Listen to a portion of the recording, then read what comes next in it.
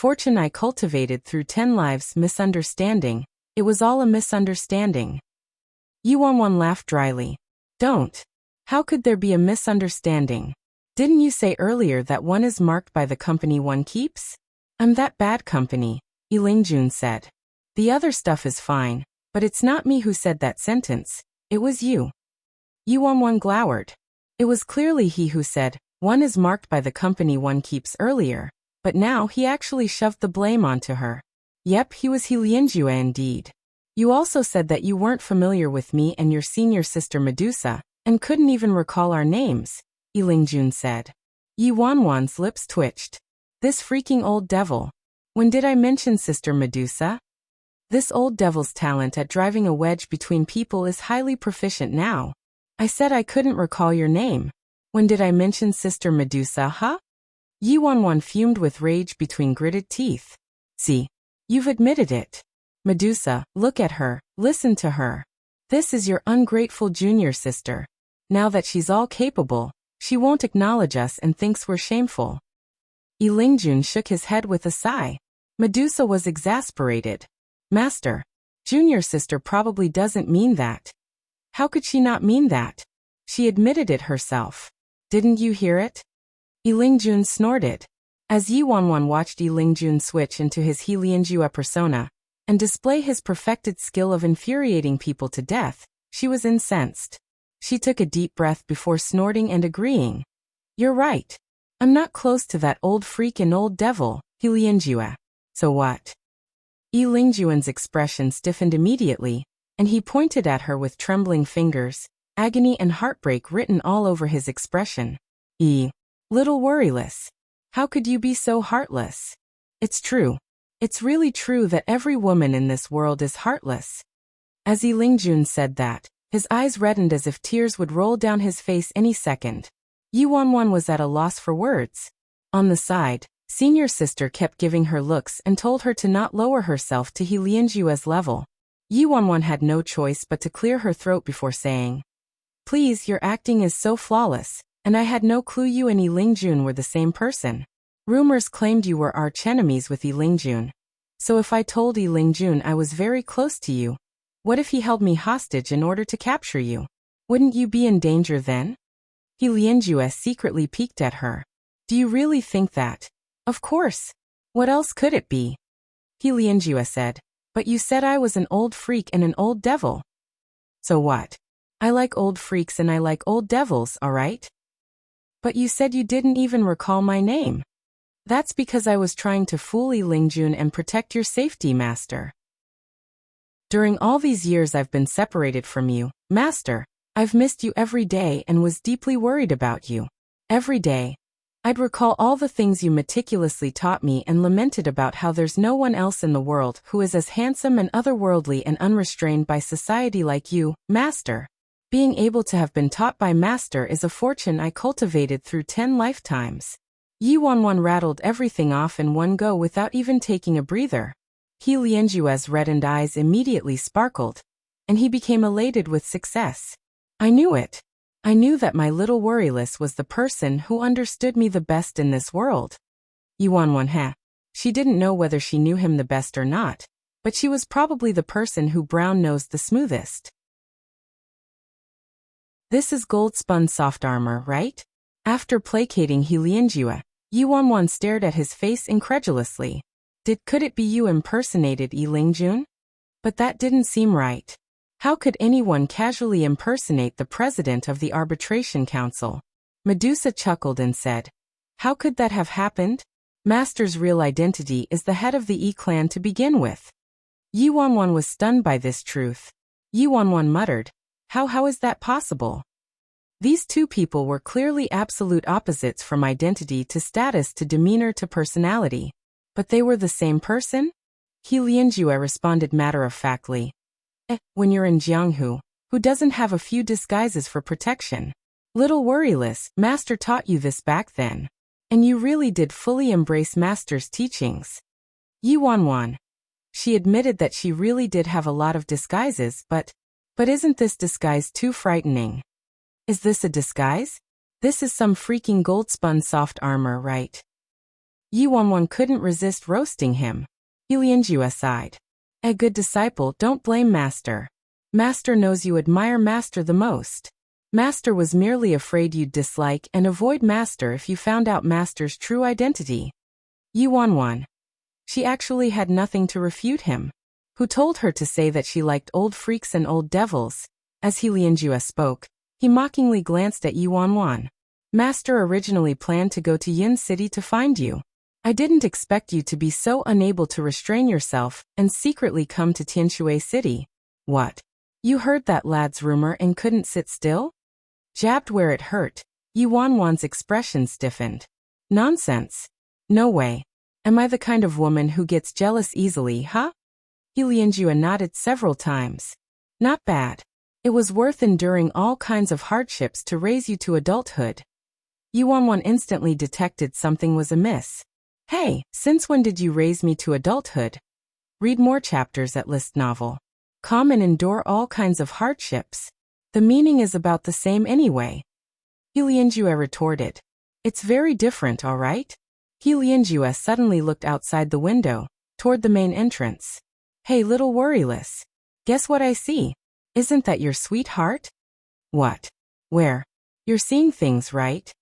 As Yi Wanwan grumbled that, she followed He Lianjue's line of sight, and really saw Si Yihan standing at the main entrance. Oh my little worryless. I think the girl next to your sweetheart is Qin Zong's daughter. TSK. From far away, those two seriously look like a perfect couple. I think it's possible that the rumors are really true. He Lianjue's tone couldn't be any more infuriating. At the courtyard entrance, Si Yihan really was standing shoulder to shoulder with Qin Shiyuan. Qin Shiyuan wore a smile, and seemed to be saying something to Si Yihan. Yi Wanwan calmly replied, We just happened to visit you at the same time and run into each other. It's very normal. He Lianjue said. Even if they ran into each other, they don't have to act so intimately, right?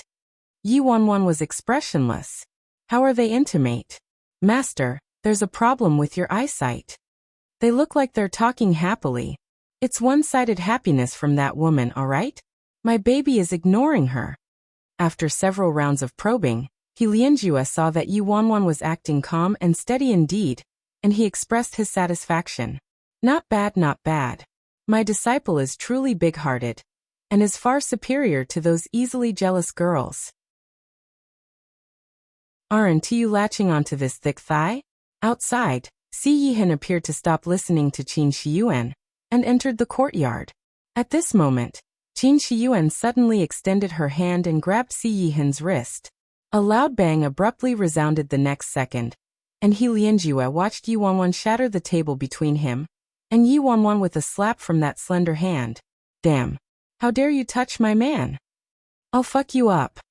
After slapping the table, she drew her tang backsword from her waist with a swish and slashed downward, leaving a deep crack on the floor. He Lianjue, Medusa. Where was the supposed calmness? Where was the supposed steadiness?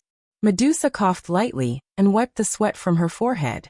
As expected, little junior sister was still little junior sister, and hadn't changed a single bit. Medusa thought her personality actually changed too. Yi Wanwan was about to charge outside with the backsword on her shoulder when she was clutched by the neck like a chick by He Lianjue. Stop right there and calm down. You'll lower my level too much if you charge out like this.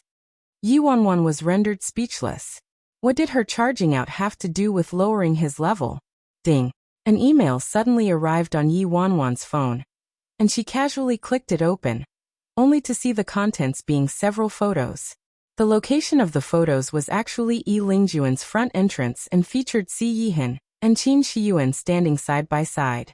Due to the positioning and angle, the two of them did look very intimate indeed. There was even a photo of the duo holding hands. If Yi Wanwan hadn't personally witnessed Qin Shiyuan one-sidedly talking to Si Yihan just now, she would have also been deceived by these photos.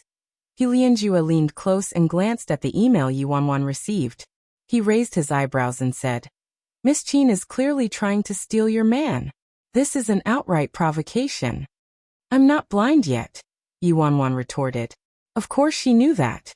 He Lianjue pointedly said. Moreover, she's coming on menacingly and looks like she's determined to win. However, Qin Shiyuan does have the right to be arrogant since countless men have pursued her in the independent state. For example, there's the adopted brother who's competing for the position of family head with your man, Yin Heng. He's also trying to gain Qin Shiyuan's favor with everything he has. Oh right, she should be a candidate for the best daughter-in-law of all the renowned families. From what I know, Yin Yuerong couldn't be more satisfied with her.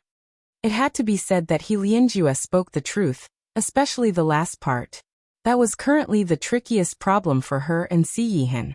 Master, just what are you trying to say? This chapter is scrapped from Riyadh light novel. He Lianjue blinked, his face glowing as he expectantly said, "A little worryless. Didn't you say that you respected your grandpa very much and couldn't only acknowledge me as your master? Since it's like that, master won't force you, and master will take a step back. You can be my daughter." Yi Wanwan looked at He Lianjue's seemingly reluctant expression, her face darkened. "Are you dreaming?" He Lianjue looked hurt and exaggeratedly clutched his chest. "Little worryless, how could you say that? Don't you want to be my daughter?" Yi Wanwan glanced at him wordlessly, simply unable to connect him with the martial arts master, Yi Lingjun. "If you want a daughter, don't you know to find a woman to birth one for you?" He Lianjue looked disgusted. "Women are too troublesome. You deserve to be single." Yi Wanwan didn't know where to even begin to roast him. "So you want a ready-made one? Is that it?" "Simply wishful thinking." He Lianjue sighed. "But even if I found a woman to birth one for me, she wouldn't be able to birth someone as cute and likable as you, little worryless." Yi Wanwan's lips twitched. "Don't try this with me." He Lianjue narrowed his eyes and temptingly said, "Don't you want to latch onto this thick thigh of mine? Master is the president of the arbitration council. Think about it. If you agree, you'll be the daughter of the arbitration council's president." Just a little selfishness as He Lianjue said that. "Latch on fast, latch one fast," was written all over his face. "Do you think that's possible?" Yi Wanwan was exasperated. He Lianjue seriously acted based on his impulses. Who in the independent state didn't know her identity? Who didn't know Yi Lingjun didn't have a daughter? How could she have suddenly become the daughter of the arbitration council's president? With father here, nothing is impossible. If I, Yi Lingjun, said you were my daughter, who in the independent state would dare to doubt it? Yi Wanwan, father? She still hadn't agreed yet, all right? Wasn't he changing his term of address a bit too fast? However, He Lianjue was right. Yi Lingjun was the equivalent of a saint in the hearts of the independent state's residents. No one would doubt his words. No matter how Yi Wanwan thought about it, she still thought He Lianjue's suggestion was too absurd. Enough talking for now. Don't tell anybody I was here. After He Lianjue's interruption, Yi Wanwan calmed down and quickly hid in the back before Si Yihan entered. "Little worryless, hey, think about it some more." He Lianjue resentfully glanced at Yi Wanwan's disappearing figure. At this moment, a servant came to report that Si Yihan was visiting. Only then did He Lianjue immediately switch into Yi Lingjun mode. Qin Shiyuan clearly came with Si Yihan, but she didn't come in. Of course, she might have only come to intentionally have a chance encounter with Si Yihan, then send those suggestive photos to Yi Wanwan to provoke conflict. Her objective had already been achieved. The servants didn't have time to clean up the living room before Si Yihan entered, so he immediately saw the shattered table inside, as well as the deep crack on the floor. Si Yihan. Yi Lingjun wore an unfathomable expression as he calmly said, "I had a little spar with my little disciple just now and didn't have time to clean up. Apologies, apologies." Si Yihan glanced at Medusa, and naturally thought she was the little disciple Yi Lingjun referred to. "You're too polite." "It's fine," Si Yihan replied. As Medusa covertly evaluated this man, whose stunning looks made people unable to look away, she hurriedly ordered the servants to tidy up the living room and move a new tea table inside before retreating. Read more chapters at List Novel. "Come, please sit," Director C. Yi Lingjun invited. He was the embodiment of a learned scholar and great master without a trace of abnormality in his expression. When Yi Wanwan, who was hidden in the back, saw Yi Lingjuan's ability to change his face so fast, She seriously suspected whether he had split personalities or not. Si Yihan nodded and sat down across from Yi Lingjun. I originally shouldn't have rudely disturbed you after you returned fatigued from your long trip, President Yi. But the summit is imminent and there's a matter I must discuss with you as soon as possible. Yi Lingjun raised her brows. Oh, what are you talking about, Director Si? Si Yihan didn't beat about the bush and frankly handed over the document bag containing the new amendment he prepared the past few days. Yi Lingjun glanced at Si Yihan before accepting the thick documents. After skimming the documents, Yi Lingjun understood Si Yihan's intention for coming today. You must have spent a lot of energy preparing this, right, Director Si? As they say, each new generation surpasses the previous one. You might be young, but you already hold dear the well-being of the people close to your heart. The rising generation is truly a force to be reckoned with. Si Yihan seemed to have thought of something in his face, which had been cold and rigid since he stepped through the door, softened a few degrees. You're praising me too much, President. I don't dare to claim credit for myself. I didn't do it for the independent state. It was merely just a little selfishness on my part. Yi Lingjun imperceptibly glanced at Yi Wanwan's hiding place before asking, Oh, selfishness? Not doing it for the people, only doing it for one person behind the reception pavilion. Medusa elbowed Yi Wanwan and teased, You're the reason behind Director C's selfishness, right? Yi Wanwan stared at the man in front of her and couldn't help but recall what He Lianjue said earlier. Everyone was pursuing power, but this man seemed to lack any personal desire of his own, and always solely lived for her. Medusa lowered her voice and warned her, However, worryless, you can't trust him too much. No man can resist the temptation of power. If they can resist it, it's merely because the temptation isn't big enough.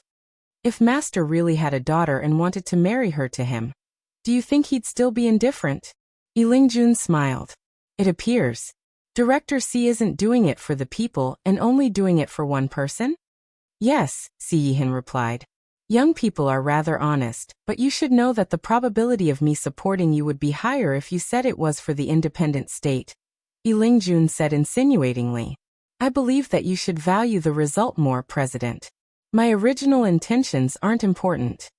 His original intentions might not be important to other people, but it was very important to him.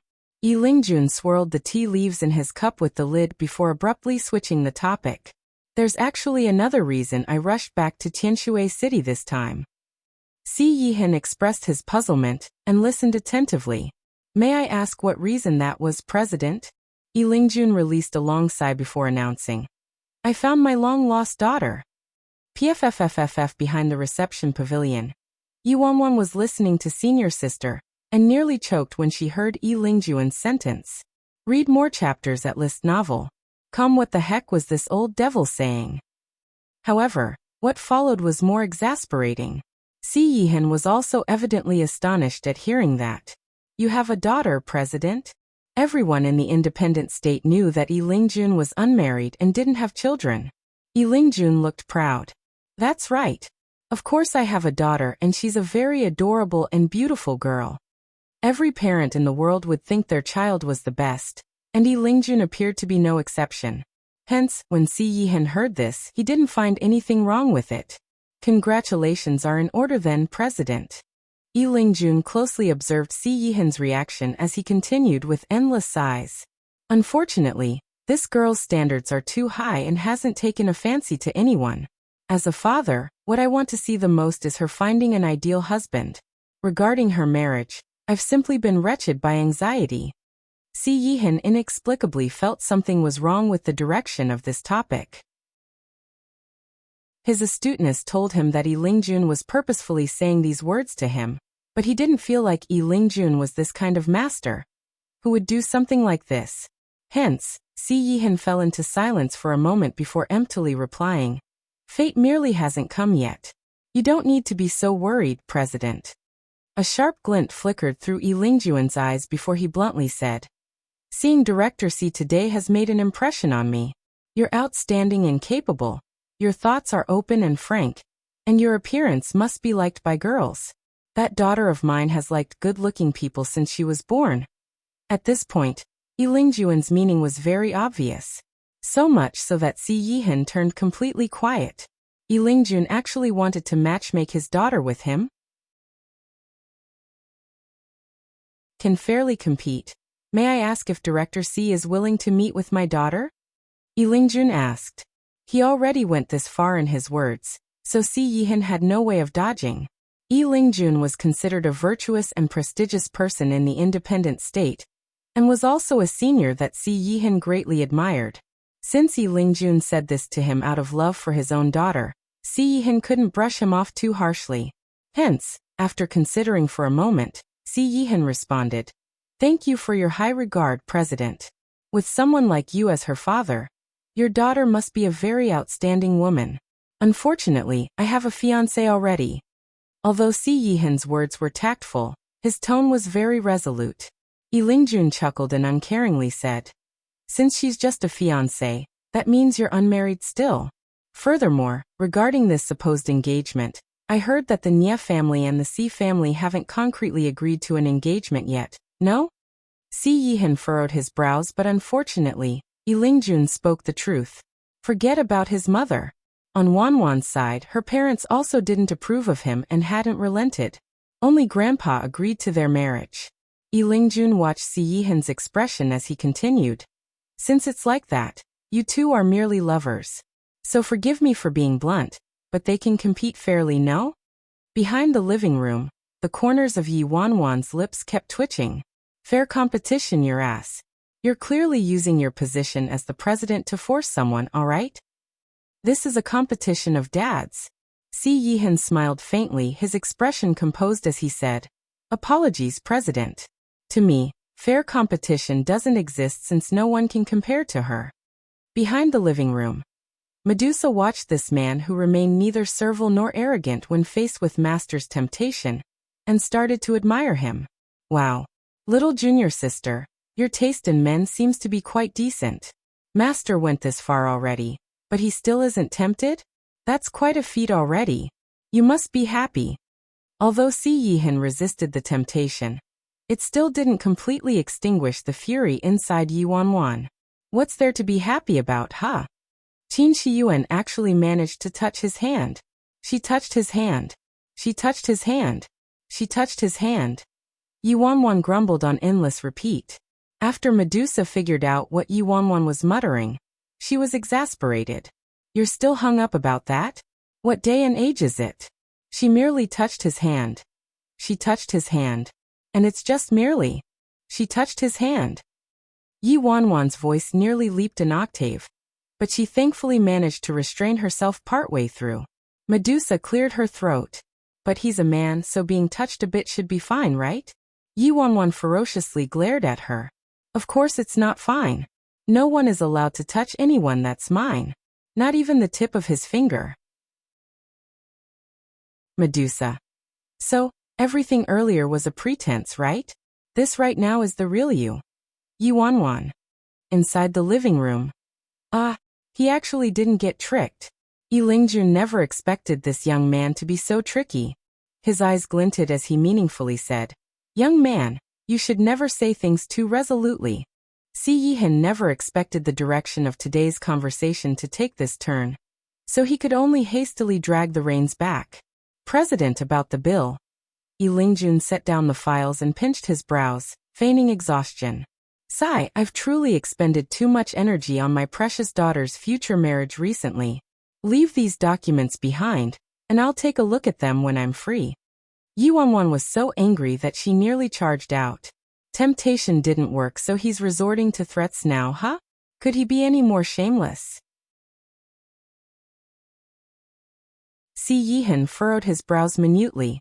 Judging from Yilingjuan's attitude, he knew there probably wouldn't be any outcome today. Hence, he could only stand up and say, "Please rest then. This junior will visit again another day." Yilingjun glanced at Si Yihan's wrist, which was covered by his sleeve, from the corner of his eye before standing up to see Si Yihan off. After Si Yihan left, Yi Wanwan immediately leaped out from the reception pavilion. "Old monster, what nonsense are you spouting?" Lingjun calmly and unruffledly sat down by the new tea table. When did father spout nonsense? Father was handing him an olive branch. Otherwise, he's going to be in trouble. What do you mean? Yuan frowned.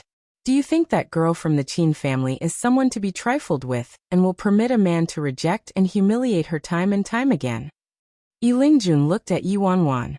Your man is about to be in deep trouble. And only you, my good daughter, can help him. At the same time, at the Qin residence, when Qin Shiyuan returned, her face was extremely dark and her trailing female servant had her head bowed, not daring to even breathe loudly. No one had ever treated her miss like this. Qin Zong walked downstairs and saw how his daughter was cheerful when she left but returned in a bad mood. He hastily inquired, Yuan, what happened? Who caused your unhappiness? Read more chapters at List Novel. Calm. Before Qin Shiyuan could respond, the servant spoke up. Who else but that director C? He seriously went too far and was ungrateful of the courtesy Miss extended him. Si Yihan? Qin Zong frowned. What happened? The female servant explained. Director C is a condescending jerk who considers our miss beneath him, and continues to reject our miss in every manner possible. If he's playing hard to get, he should have a limit, but today he actually... What did he do? Qin Zong asked gloweringly. The female servant stomped her feet in anger. Today Miss merely touched his hand, but he actually wiped his hand with an alcoholic wipe on the spot, and also humiliated Miss. Enough. Shut up. Qin Shiyuan angrily rebuked, interrupting the female servant. She had never been humiliated in this fashion in all her life. She lowered herself graciously to approach a man, but he actually humiliated her again and again because of a cheap tramp. How dare he? Qin Zong was infuriated instantly. Who permitted him to humiliate my daughter like this? Qin Zong then quickly comforted his daughter. Yuan, don't worry. Father will definitely pay him back for his impertinence. But Auntie Yin Yuerong is no one to fear. Anyway, she abandoned this son a long time ago. You were originally that boy's sole opportunity to make a comeback, but he didn't treasure it. He's seriously idiotic. A man like him isn't worthy of my daughter. Qin Zong menacingly continued. Whether he's a biological son or not isn't important. What's important is your choice, Yuan. I'll give everything to whoever can win your favor. Father, I want to make him pay and wallow in regret. Qin Shiyuan clenched her fists and immediately ordered her servant. You, go and set up a meeting with Yin Heng. Tell him I have something to discuss with him. Since this man was so impertinent, she would give everything that belonged to him to his archenemy. She refused to believe he still wouldn't bend the knee when he lost everything. She would definitely make him beg for her forgiveness on his knees.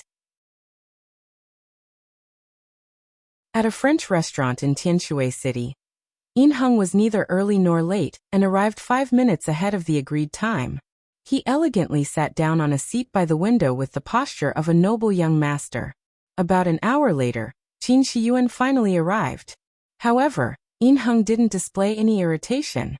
When he saw Qin Shiyuan, his eyes brightened, and he quickly stood up to pull back the seat across from him out for her, and handed her a bouquet of fresh roses. Qin Shiyuan accepted the roses and glanced at them before setting them aside. Thanks. Yin Heng furtively probed. What happened? Why do you appear to be unhappy, Miss Qin? Qin Shiyuan's lips curled up in a sneer. Nothing. I just ran into a disobedient dog. Yin Heng's eyes shifted, joy flickering through them. It appeared Si Yihan lost her favor? He originally employed every method he could, but Qin Shiyuan was disdainful and chased after Si Yihan instead. Since she was Qin Shiyuan, the daughter of the Arbitration Council's Vice President Qin, he didn't dare to use any special methods. Otherwise, if he offended the Qin family, he'd be doomed. While he was at his wit's end, he never expected Qin Shiyuan to contact him of her own volition. Yin Heng smiled faintly. Not only is that dog disobedient, but he also appears to be a blind dog to have provoked the rage of a beautiful woman like you, Miss Qin. Read more chapters at List Novel. Calm. Qin Shiyuan peered up at him, her mood easing due to his honeyed words. Evidently, Yin Heng's fawning attitude wholly fulfilled her vanity, which was damaged after Si Yihan's blow. This is how men should treat me. I heard Andy has intentions to pass on the Yin family to you? Qin Shiyuan asked aloofly. Yin Heng bitterly smiled. Mother does have those intentions indeed, but... Qin Shiyuan asked, but what? Yin Heng's expression fell as he said, but now that Si Yihan has returned to Tianshui City, he's mother's biological son after all. No matter how well I perform, he's the one mother has been most satisfied with all along. Qin Shiyuan snorted. So what? Whether you're biological or not isn't that important. Yin Heng's eyes flickered. What do you mean, Miss Qin? Qin Shiyuan nonchalantly said, attend the banquet the night after tomorrow with me. Yin Heng was startled. Miss Qin is talking about the opening ceremony for the summit? There was an opening ceremony that occurred before the summit every year. After the opening ceremony ended, a banquet would be held that night, and the attendees solely consisted of the directors and the higher-ups of the arbitration council. Qin Shiyuan actually wanted him to be her male companion in this kind of setting. This was representative of extremely high regard from her and monumental for him. Qin Shiyuan raised her brows. What? You aren't unwilling? Yin Heng suppressed the mad joy in his heart and answered with a refined and gentle expression. Impossible. It's my honor to have been invited by Miss Qin. Qin Shiyuan was finally satisfied and raised her glass. Mr. Yin truly is clever. Cheers. Cheers. After dinner was over, Yin Heng personally drove Qin Shiyuan back to the Qin residence before driving back to the Yin residence. When he arrived home, Yin Heng sought out Yin Yuerong immediately. Mother. Yin Yuerong expressionlessly looked up. It's so late. Do you need something? Yin Heng replied, tonight. Miss Qin asked to meet with me. Yin Yuerong's expression remained unchanged. Is that so? Yin Heng continued. Miss Qin invited me to attend the banquet with her in 2 nights. Yin Yuerong peered up at him again, and didn't seem the slightest bit surprised. Is that so? All the people attending will be higher-ups from the arbitration council, so it will be a very good opportunity. You need to present yourself well. I'll have someone prepare an appropriate outfit for you later. Gratitude brimmed from Yin Heng's face. Thank you, mother.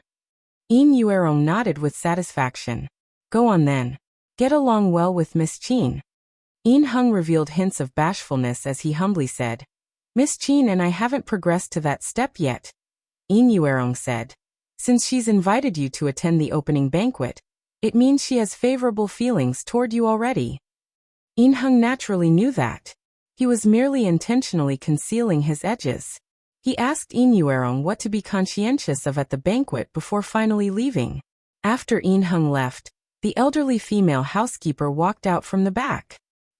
Wasn't Mississippi Qin close with young master several days ago? Why is she suddenly with Yin Heng now, even inviting him to attend such an important banquet? The housekeeper was perplexed. Yin Yuerong snorted. Why else? What else could it be aside from that woman? He's simply wrecking his own future and absolutely idiotic. The housekeeper sighed. Young master is a rather romantically devoted person. Yin Yuerong snorted. Romantically devoted? He'll eventually regret it. The housekeeper remembered something and hesitantly inquired. Oh right, I've prepared the people you wanted me to find earlier. I searched throughout the entire 12 independent states and found 3 girls. They are all top-notch beauties. Do you want me to send them to young master right now? Yin Yuerong replied. Send them, of course. If he doesn't like them, then keep searching and sending more. That child Audiobook is merely too naive in romantic affairs and has seen too few women. So he's been fooled and charmed by that woman. Mockery was written all over Yin Yuerong's face as she continued. Back then, didn't Si Huizhang claim he was solely in love with that woman? What happened in the end?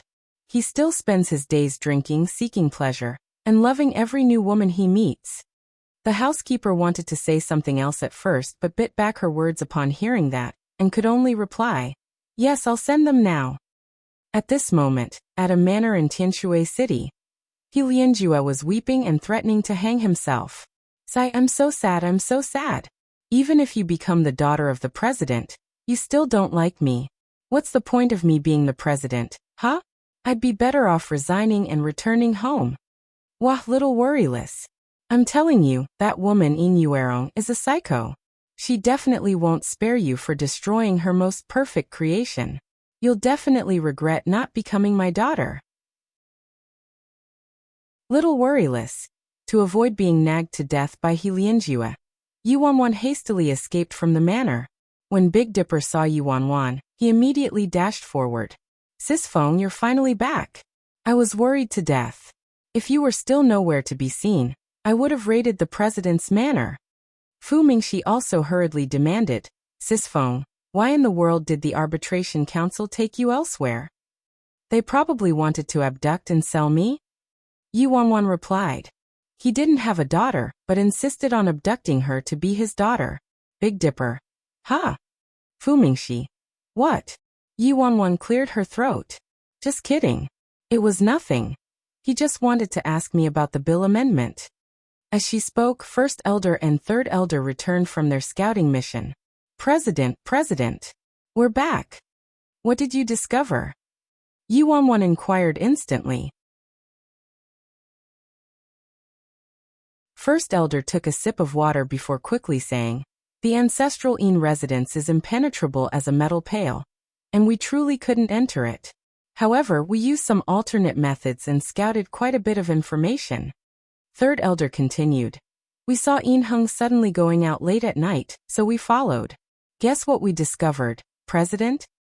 What? Tell me. Don't leave me hanging. Yuanwan said. Third Elder. We found out Yin Heng actually went to meet up with Qin Shiyuan. Yuanwan frowned. Do you know what they said? First Elder immediately pushed Third Elder to the side. We specifically found a nearby position. I have good hearing, so I heard some of it. Basically, this dog couple mingled together, and Qin Shiyuan even invited Yin Heng to be her male companion for the banquet in 2 nights. Third Elder added, Tisk tsk, that woman is seriously shameless and actually called Sir Lord Azura a disobedient dog. She's clearly the one who glued herself to him, but Sir Lord Azura ignored her. Is that so? Yuanwan narrowed her eyes. Helianjue already warned her about this, but she didn't expect things to turn out identical to his prediction, and so quickly at that. Qin Shiyuan sought out Yin Heng as soon as she left, clearly to seek revenge against Si Yihan. Qin Shiyuan thought she could suppress and threaten him, but in reality, Audiobook didn't care about this kind of thing at all. However, I care. One more thing. First Elder began hesitantly. What thing? Yuanwan asked. First Elder coughed lightly. Third Elder will tell you. Third Elder took a step back. First Elder was the one who discovered this piece of news, so First Elder will tell you. First Elder retorted. How am I the one who discovered it? It was clearly you who suggested going to Lord Azura's residence to scout around. Third Elder. Read more chapters at List Novel. Come upon seeing the two of them shoving each other back and forth again. Yuanwan drew the Tang backsword from her waist and slapped it on the table with a clang. I'll give you 10 seconds. Tell me together. First Elder and Third Elder instantly replied in sync. We discovered that Yin Yuerong sent 3 beautiful women to Lord Azura. Yuanwan. First Elder and Third Elder. Also, Yin Yuerong is having people continue to look. It looks like they're going to keep giving him women, until he accepts them. Dead silence pervaded the air. A terrifying aura brewed and billowed around Yuanwan. First Elder and Third Elder met each other's eyes, and started to shiver involuntarily. Big Dipper carelessly said. Yin Yuerong merely sent 3 beautiful women to Lord Azura. What great storm hasn't our Sis Feng gotten through? What's there to fuss about? Minor matter, minor matter. Fu Mingxi also hastily agreed. That's right. The president wouldn't care about this kind of minor. This chapter is scrapped from Riyadh Light Novel. Before he finished, a terrifying kachak resounded in the air. Big Dipper, Fu Mingxi, First Elder, and Third Elder watched as the glass cup in Yuanwan's hand shattered like a spider web before turning into dust. Fu Mingxi finished. Minor matter. They instantly huddled in the corner like quails with fearful expressions on their faces. She originally didn't want to use an overly shameless method, but it appeared her previous line of thinking had gone crooked. She should have traversed her own path and bravely acted like herself. Yi Wanwan dug out her phone without hesitation and dialed the number He Lianjue gave her before she left. He Lianjue. Hey little worryless, Yi Wanwan. Hey Dad. He Lianjue. Yi Wanwan had just said Dad when she heard doot doot doot. The sound of the call ending came from the other end. She glanced at her phone in confusion. What's going on?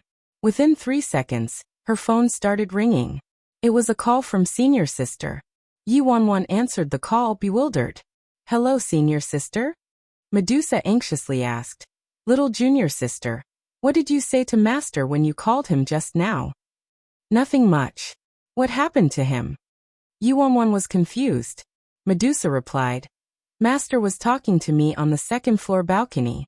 When he answered your call, he suddenly dropped the phone off the balcony accidentally. Has been frozen in his spot since and won't answer me no matter what. Yi Wanwan. Is that necessary? Medusa asked. Just what in the world did you say, little Junior Sister? I just said one word. One word. That's impossible. Why would Master be so emotional? One word, Dad. Medusa. After a few seconds of silence, rustling was heard from the other end, as if Senior Sister's phone was snatched away. Quickly after, He Lianjue's voice, which sounded so excited like he was about to cry, was heard. Little worryless. WWH, what did you call me just now? You called me Dad? Sasa. Did you hear it? My daughter called me Dad. Medusa cleared her throat and promptly followed along and pacified him. Yes, Master, I heard it. I did say that Worryless still respected and admired you greatly, so why would she reject your kind notion? Read more chapters at List Novel. He Lianjue shouted. Ah, little Worryless. Quickly call me Daddy again. Yi Wanwan exasperatedly sighed. All right, Dad. Stop yowling, Dad. I have some proper business to discuss with you. Upon hearing her call him Dad twice, He Lianjue was simply satisfied and quickly assumed his role. Good daughter, tell me. Yi Wanwan coughed lightly. Although I don't mind donning another disguise, are you sure someone would believe this kind of bullshit? Although nearly no one in Tianshui City knows me, Yin Yuerong at least knows how I look, right? She's met me before. Also, Qin Shiyuan probably investigated me and knows how I look. Yet, I became your daughter out of nowhere. That doesn't make sense no matter how you look at it. She added. He Lianjue replied with excessive confidence. So what if they've seen your face? There are so many people who look similar in this world, so what's there to be shocked about? Anyway, good daughter, you still don't seem to fully understand your daddy's prestige in the 12 independent states. Father told you before that no one would doubt anything I say.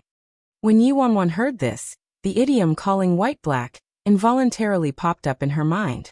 This idiom wasn't blindly crafted, it was a true story in history.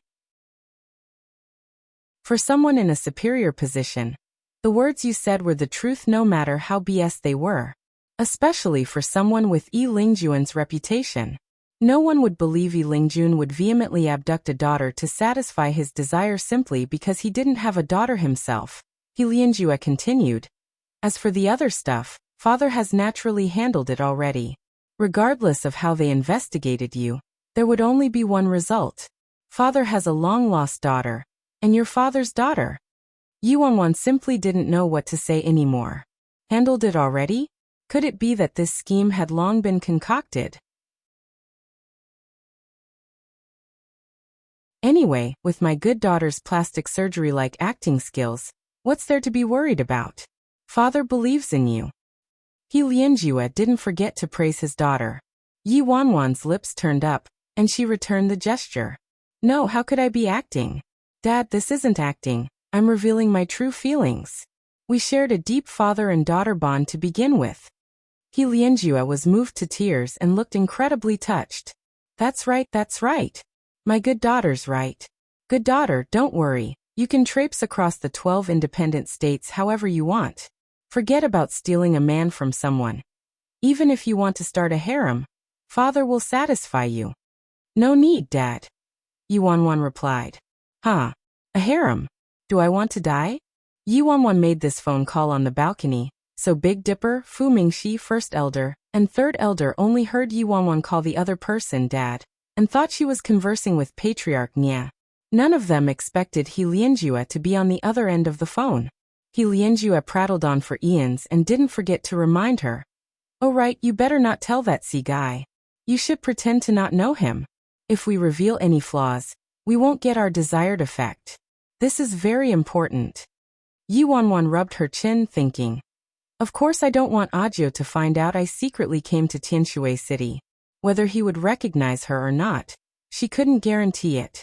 However, thinking back on it, when Si Yihan pretended to be a stranger as Lord Azura, wasn't she nearly deceived? When she faced Lord Azura back then, she was on the brink of questioning her life. No matter what, her professional acting skills should be stronger than his, right? Moreover, she had the support of the old and cunning He Lianjue, so the level of her happily received new disguise wasn't any inferior to He Lianjue's gold-spun soft armor. I suddenly feel excited. If I hit on Si Yihan as a stranger and as the president's daughter, how will he react? At this time, in Si Yihan's residence in Tianshui City, Lin Ke finally managed to dismiss the people from the Yin family and the 3 women they brought with them. After taking care of business, Lin Ke reported back to Si Yihan, both mentally and physically exhausted. Damn. I finally kicked them out. Isn't Auntie Rome too ruthless? Thank goodness the authority is far away and that girl won't find out about this, or else it'd be tragic. Si Yihan didn't say anything, but it was very obvious he was also glad about that point. When Lin Ke saw Si Yihan with a rare troubled look on his face, Lin Ke furtively asked, "Ninth brother, during today's visit, what was the president's attitude?" Si Yihan glanced at Lin Ke silently. A moment later he asked, "President Yi has a daughter?" Lin Ke didn't understand the meaning behind Si Yihan's question, and reflexively shook his head. He doesn't, right? Isn't President Yi unmarried? That doesn't mean he doesn't have a daughter. Lin Ke turned more dumbfounded. You're right, but why are you suddenly asking this, ninth brother? Si Yihan didn't intend to make Lin Ke delve into Yi Lingjuan's private matters. After all, since Yi Lingjun said something like this, it absolutely couldn't be nonsense. Si Yihan merely found it to be out of left field. Thankfully, Yi Lingjun wasn't Qinzong. Even if he rejected Yi Lingjun today, the other man wouldn't selfishly make things difficult for him with his big heart. However, when Si Yihan recalled Yi Lingjuan's attitude after he rejected him, he suddenly felt uncertain. Was he truly too preoccupied with his daughter's future marriage, or was he intentionally making things difficult for him? The day of the summit opening ceremony. After the solemn opening ceremony ended, night fell and the banquet officially started. The Arbitration Council was considered at the peak of the 12 independent states' power pyramid. All the higher-ups and members of the Arbitration Council were powerful leaders of their respective states, and furthermore, the current president was the great martial arts master, Yi Lingjun. It could be said that this current Arbitration Council organization was the strongest in history. Hence, it was apparent what an extravaganza this year's summit banquet would be. Of course, what particularly excited all the directors and members wasn't the new president. It was the return of the daughter of the vice president, Qinzong, the most beautiful woman in Tianshui City, Qin Shiyuan. Moreover, the Qin family had released news that they were choosing a husband for their eldest miss. The Qin residence's main door was nearly destroyed from the trampling horde. Aside from power, what people pursued zealously was none other than beautiful women. What made this even better was that this was a powerful and influential beautiful woman. Everyone knew what marrying Qin Shiyuan represented. Why isn't eldest Miss Qin here yet? Will she come today? Of course she'll come on an occasion like today. Even if she didn't come as Vice President Qin's family member, she herself is a high-ranked legal consultant for the Arbitration Council. It's unrelated to you whether eldest Miss comes or not anyway, since eldest Miss's heart belongs to someone else already. The person next to them furtively glanced at Si Yihan in the distance and lowered their voice as they said, "Are you talking about the gossip article published about eldest Miss and Director C a few days ago? Read more chapters at List Novel. Com exactly. Don't forget what the Qin family controls." If it weren't for the Qin family's tacit approval, why would they have permitted such an article to be published? I also heard it was eldest miss on the pursuing side. Then doesn't that mean we don't have a chance? It's strange though. Why did Director C come here by himself today? If things were really as the article said, eldest miss would definitely be attending with him today, right? You know women. They have to change their clothes and do their makeup. She'll probably arrive soon. Nearby, Qin Zong had a wine glass in hand as he conversed with Yin Yuerong. Qin Zong's face was icy and rather displeased when he saw Yin Yuerong. Head Director Yin, your son is truly haughty and arrogant. I wonder what respectable family you're discussing marriage with that caused him to look down on even my daughter, Qin Zong. Yin Yuerong replied, Vice President Qin, what you're saying is too heavy. There's isn't any respectable family. She's merely some wild girl. Miss Qin is as graceful as a phoenix, but my son merely has bad taste. Qin Zong snorted. Humph. Thank goodness there's at least one clever person in your family. Yin Yuerong furrowed her brows and glanced at her nearby son. When she saw his composed appearance, fury raged inside of her. For a woman, he was shoving away such a great opportunity. Everyone was occupied by their own thoughts and discussion ran rampant. At this moment, a silvery white luxurious car suddenly stopped at the entrance. Someone sharply recognized it as eldest Miss Qin's car. As everyone waited in anticipation for a beautiful woman to exit the car. To their surprise, the first to come out wasn't Qin Shiyuan. Instead, it was a man. The man first stepped out of the car before courteously pulling open the back door. Isn't that Yin Heng? That's right. Why did he come out of eldest Miss Qin's car? Soon, the breathtakingly dressed Qin Shiyuan stepped out of the car with the support of Yin Heng. She naturally looped her arms around Yin Heng's arm, affectionate in her mannerisms. What's going on? Yin Heng and Qin Shiyuan? Isn't Yin Heng Yin Yuerong's adopted son? Everyone was stupefied. No one expected Qin Shiyuan's male companion today to be Yin Heng, as the rumors about Qin Shiyuan and Si Yihan were burning furiously just several days ago. What kind of plot development was this? Nearly everyone reflexively turned to look at Si Yihan. It seemed like he was cheated on and abandoned by eldest Mississippi. When faced with everyone's various odd gazes, astonished, sympathetic, etc., Si Yihan remained frosty and snowy without any change in expression, as if he was in a different world. A director standing next to him couldn't help but strike up a conversation with Si Yihan. Director C, doesn't Miss Qin like you? Why's she with your brother? This is too much. But you don't need to be too sad. The summit would convene tomorrow, so Si Yihan was swiftly mentally editing his proposed law one last time. He charitably extracted a trace of attention from that and glanced at the other director. Sad. Say no more. I get it. Don't be too saddened. The director expressed his understanding and didn't pour any more salt on Si Yihan's supposed wounds. Regardless of who the man was, he wouldn't feel good after having his woman stolen by his brother, especially a woman like this. Miss Qin, you're here? Goddess, you're seriously too beautiful today. After Qin Shiyuan and Yin Heng entered the hall, everyone returned to their senses and greeted her, their probing gazes trailing to Yin Heng next to her. At this moment, a director's female companion who was close to Qin Shiyuan asked, Yuan, weren't you with Director C earlier? How come today? Qin Shiyuan glanced at Si Yihan and saw there wasn't a ripple on his face or any of the jealousy and regret she wanted to see. Her expression darkened. Qin Shiyuan's voice wasn't too loud or too quiet, but it was the perfect volume for everyone around her to hear her. Director C and I? Where did this rumor come from?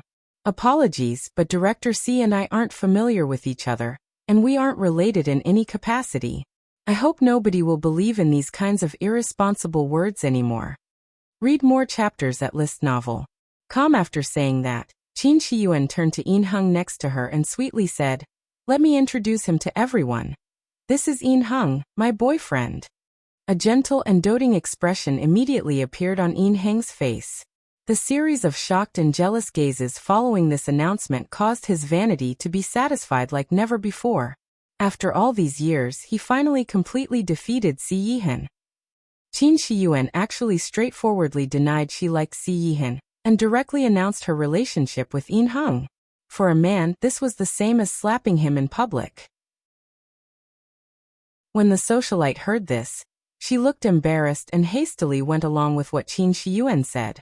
Oh, so it was all a rumor. Who would wildly spread something like this? It's too disrespectful. She didn't forget to add flatteringly. So you're dating Yin Heng right now, huh? You're truly a handsome pair. You're two matching. All the other people started congratulating the couple. The men who were previously admiring Si Yihan for being liked by eldest Miss Qin all looked at Si Yihan in a schadenfreude manner. Yin Yuerong slowly stopped next to Si Yihan. How does it feel? If you express your regret now, perhaps it wouldn't be too late for you to properly beg for Miss Qin's forgiveness. Si Yihan looked aloof. Why does Director Yin think my taste would be so bad that I'd take a liking to Qin Shiyuan? Yin Yuerong was nearly infuriated to death. He was disdainful of the daughter of the Arbitration Council's vice president, but liked that wild girl. How could he say that so boldly? Before Yin Yuerong could say anything else, Si Yihan icily said, "Don't let me see a woman appear within 3 feet of my house again." Yin Yuerong didn't expect her son to be so ungrateful of her efforts. You. Good. Great. You even look down on the daughter of the vice president. What a big appetite you have. I'd like to see how long you can last. Ajio, remember what I'm saying today. You'll regret this one day. After saying that, Yin Yuerong angrily stomped away in her high heels. She was utterly disappointed in this son of hers now. On the other side, Qin Shiyuan was akin to the sun surrounded by a myriad of planets. Nearly everyone spiraled around her. Today, Qin Shiyuan wore a beaded, dark blue fishtail gown, giving her a sparkly appearance, and the high-end cut complemented her alluring figure. She was dazzling amidst the crowd and undoubtedly became the focus of the banquet. In addition, she had the handsome and scholarly Yin Heng standing next to her. The good-looking couple further caught everyone's attention. Miss Qin is seriously too beautiful. No wonder she's the most beautiful woman in Tianshui City. I don't think we can find anyone prettier than our Miss Qin in all of the 12 independent states. Of course. Who can compare to Yuan Yuan in terms of looks, talent, and family background? I'm seriously jealous of Yin Heng. Yin Heng adoringly looked at Qin Shiyuan and gently said, Yuan Yuan is the most beautiful and perfect girl I've ever seen. I consider myself most fortunate for receiving her favor. Several higher-ups grouped together with wine glasses in hand, furiously conversing. I didn't expect that lad Yin Heng to have gotten there first. Yin Heng is finally flush with success tonight. Someone will probably be sad though. Of course. Getting his woman stolen by his brother. Who wouldn't be hurt if this happened to them? In the corner, Yu Xiao looked at Qin Shiyuan and Yin Heng, his tone serious as he said, I didn't expect Miss Qin to actually get together with Yin Heng. This way, the matter will probably be tricky. He actually didn't agree with Si Yihan's method in private, but it wasn't his place to say anything as Si Yihan's subordinate. Lin Ke scowled. Isn't Qin Shiyuan that woman, seriously too good at pretending? It was clearly ninth brother who didn't take a liking to her, but now she's making it sound like she was the one who abandoned ninth brother. Also Yin Heng. Just look at his triumphant face. Was the director's visit to the president 2 days ago successful? Yu Xiao asked. Lin Ke shook his head. I also don't know what happened there. However, ninth brother's attitude was a little strange when he returned. Yu Xiao felt a pounding headache. I said before that Qin Shiyuan was too important. This current situation was extremely disadvantageous for them. On the banquet hall's balcony, He Lianjue was on a call with Yi Wanwan. Good daughter, why aren't you here yet? Don't tell me you're going back on your word. Don't blame me for not telling you, but Qin Shiyuan and Yin Heng came together today. They're clearly humiliating your man publicly. Right now, all the ignorant people are gleefully enjoying a good show. On the other end of the phone, Yi Wanwan chuckled lightly. It's easy to enjoy a good show. There's a better show coming up. At the same time, inside the dressing room that Medusa prepared for Yi Wanwan, All the makeup artists and stylists were rooted in their spots as they stared at the girl in front of them. Yi Wanwan gently flicked the bottom of her dress and peered up. "Senior sister, is this okay?" Only then did Medusa recover from her enormously stunned state. Too okay.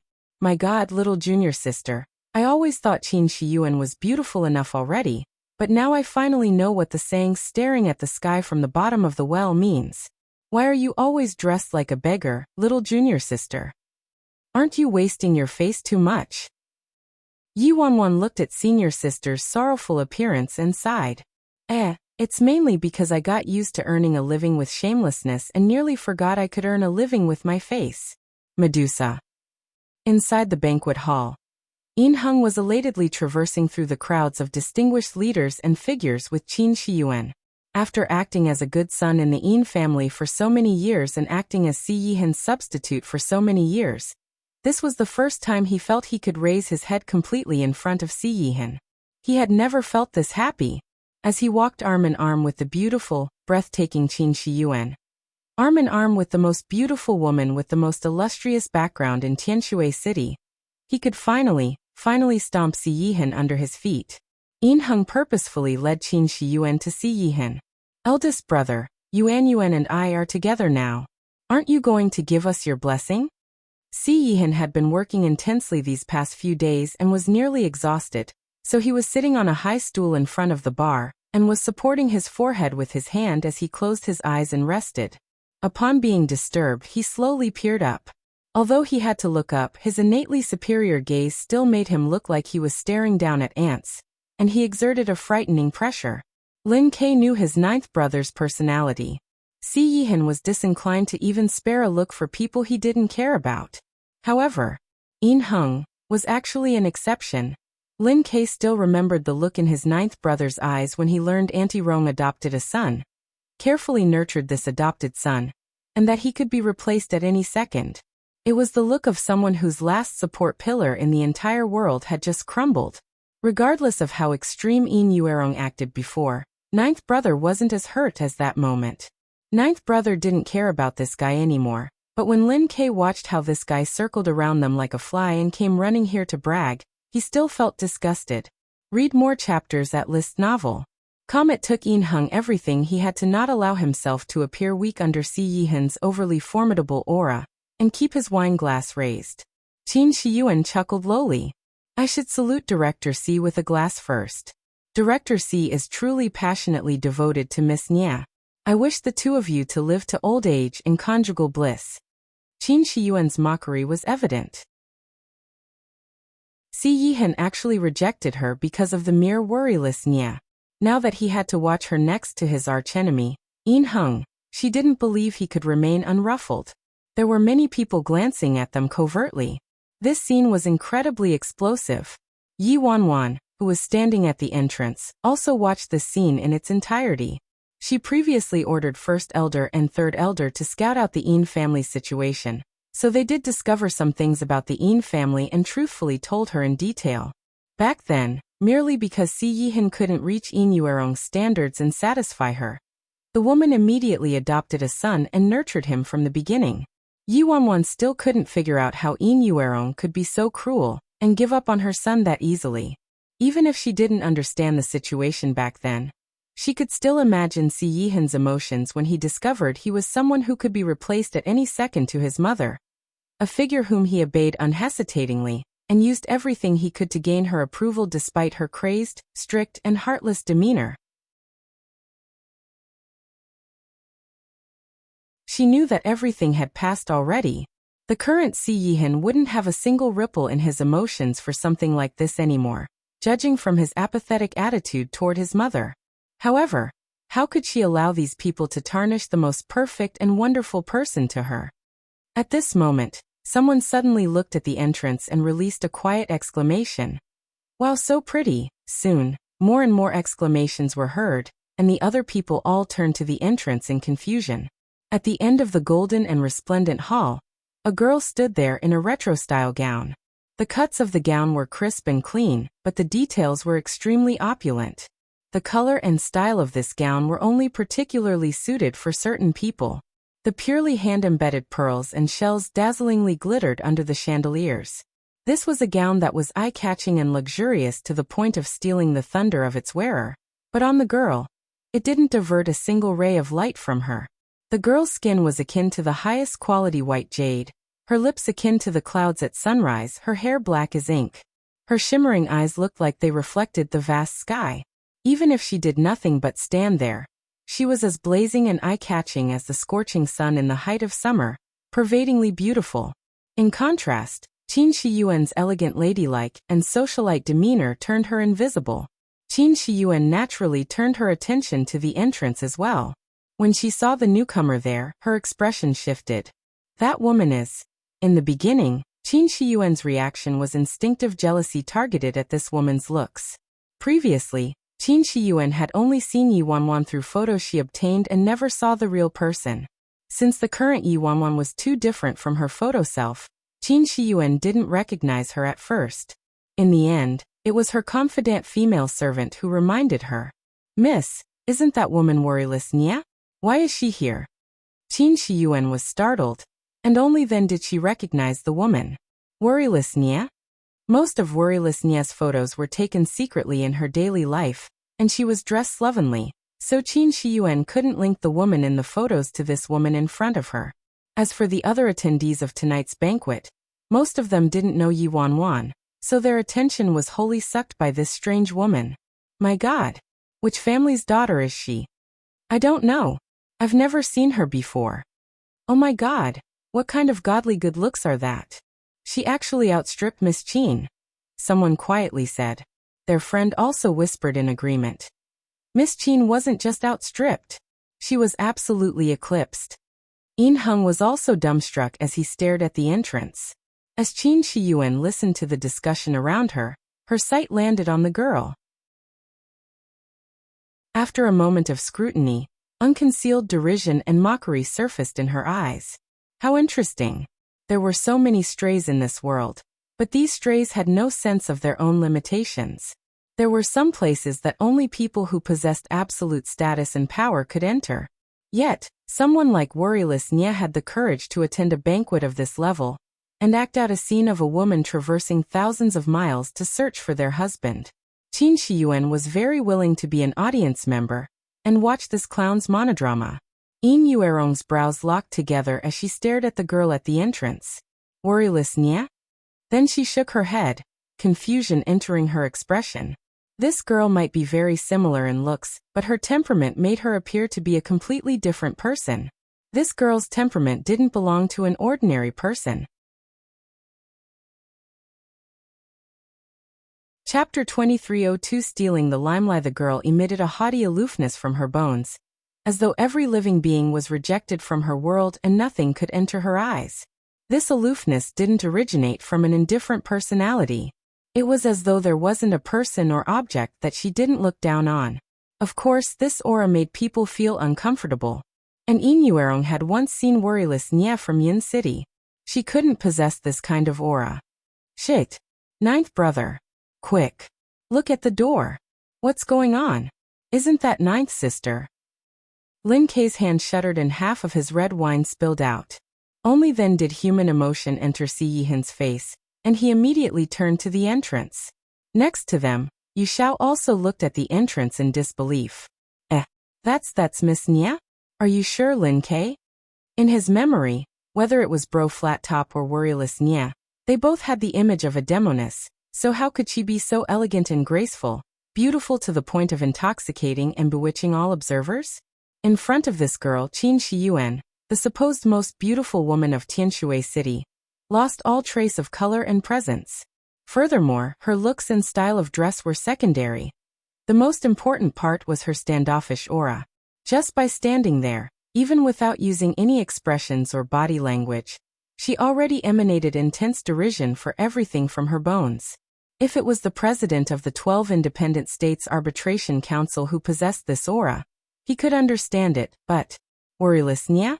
Bullshit. Of course it probably is, right? As Lin Kei looked at the girl's exquisitely beautiful looks and coolly elegant temperament, He suddenly turned uncertain.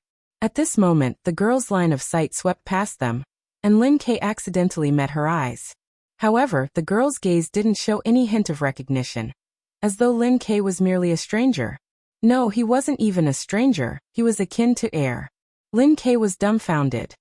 She doesn't know me? Damn, what is this, huh? Who is she? How dare she look down on me like this? Lin Kei fumed with rage between gritted teeth. This was too infuriating. Si Yihan frowned lightly. He had met the girl's eyes for a second just now, but her gaze was that of someone looking at a stranger. Wanwan. He had a call with Wanwan just last night, and she was still in Yun City, so she couldn't have appeared here in such a short amount of time. Furthermore, she promised him that she absolutely wouldn't come to Tianshui City. He had also never seen Wanwan wearing such an unfamiliar expression with such a foreign mannerism. It was like she was a different person. Yin Yuerong didn't act rashly. Qin Shiyuan hated worryless Nye to her bones though. Yet that woman actually came here today to steal her limelight, so how could she tolerate it silently? The female servant quickly comforted her. Eldest miss, don't be angry. It's just a vixen with some degree of good looks. How could she compare to you? I'll kick her out right now. How dare she come to today's banquet? She's simply asking for humiliation. Qin Shiyuan's mouth curled up in a smirk. Are you saying that a random stray is worthy of being looked at by me? Eldest miss is right. She's just a stray who could lower the level of this type of event. Immediately, the female servant imperiously marched toward Yi Wanwan. You. The female servant blocked the girl's path and coldly stared at her. You're the second miss of Yun City's Nye family, right? The girl didn't say anything and acted like she didn't see the female servant blocking her path. Miss Nye, I'm very sorry, but this isn't a place someone with your status can enter casually. I think you should first determine the kind of status required to attend an occasion like this. However, the girl stayed put in her spot and treated the female servant as heir, completely disinclined to respond. The female servant sternly said, Miss Nye, I know you're the second miss of Yun City's Nye family, but this isn't a typical banquet. This is a banquet for the arbitration council's higher-ups. Normal people are absolutely prohibited from attending. If you're looking for someone, please wait outside until the banquet concludes. If you disturb any of the guests, I'm afraid even the entire Nye family couldn't handle the consequences. The female servant called a security guard over with a wave of her hand as she said, Please leave immediately, Miss Nye. Otherwise, I have no choice but to have someone escort you out. However, an unbelievable scene occurred in the next second. The girl suddenly frowned and lifted her right arm. Before the female servant could react, a ruthless slap landed on her face. Slap. The crisp sound attracted everyone's attention. Qin Shiyuan's expression changed instantly. This stray slapped my servant? Qin Shiyuan's smile deepened. Yi Wanwan truly was a wild girl who had never seen the world, and ignorant people were fearless. Compensation for her slap would probably have to come from the entire Nye family. Nearby, Lin Kei was also jolted in fright. Was that woman mad? You had to look at the master before hitting the dog. Slapping a female servant wasn't a big deal. But this servant was the servant of the Arbitration Council's vice president's daughter. This kind of action in this kind of setting wasn't a personal matter anymore. It was equivalent to Yi Wanwan representing the Nye family and fiercely slapping the vice president of the Arbitration Council on the face. The consequences. Had she actually considered them? Why you bitch? How dare you hit me? The female servant angrily glared at the girl while clutching her face. Annoying. Please get lost, Yi Wanwan said with a hint of irritation as she glanced at the female servant. Security. The female servant screamed.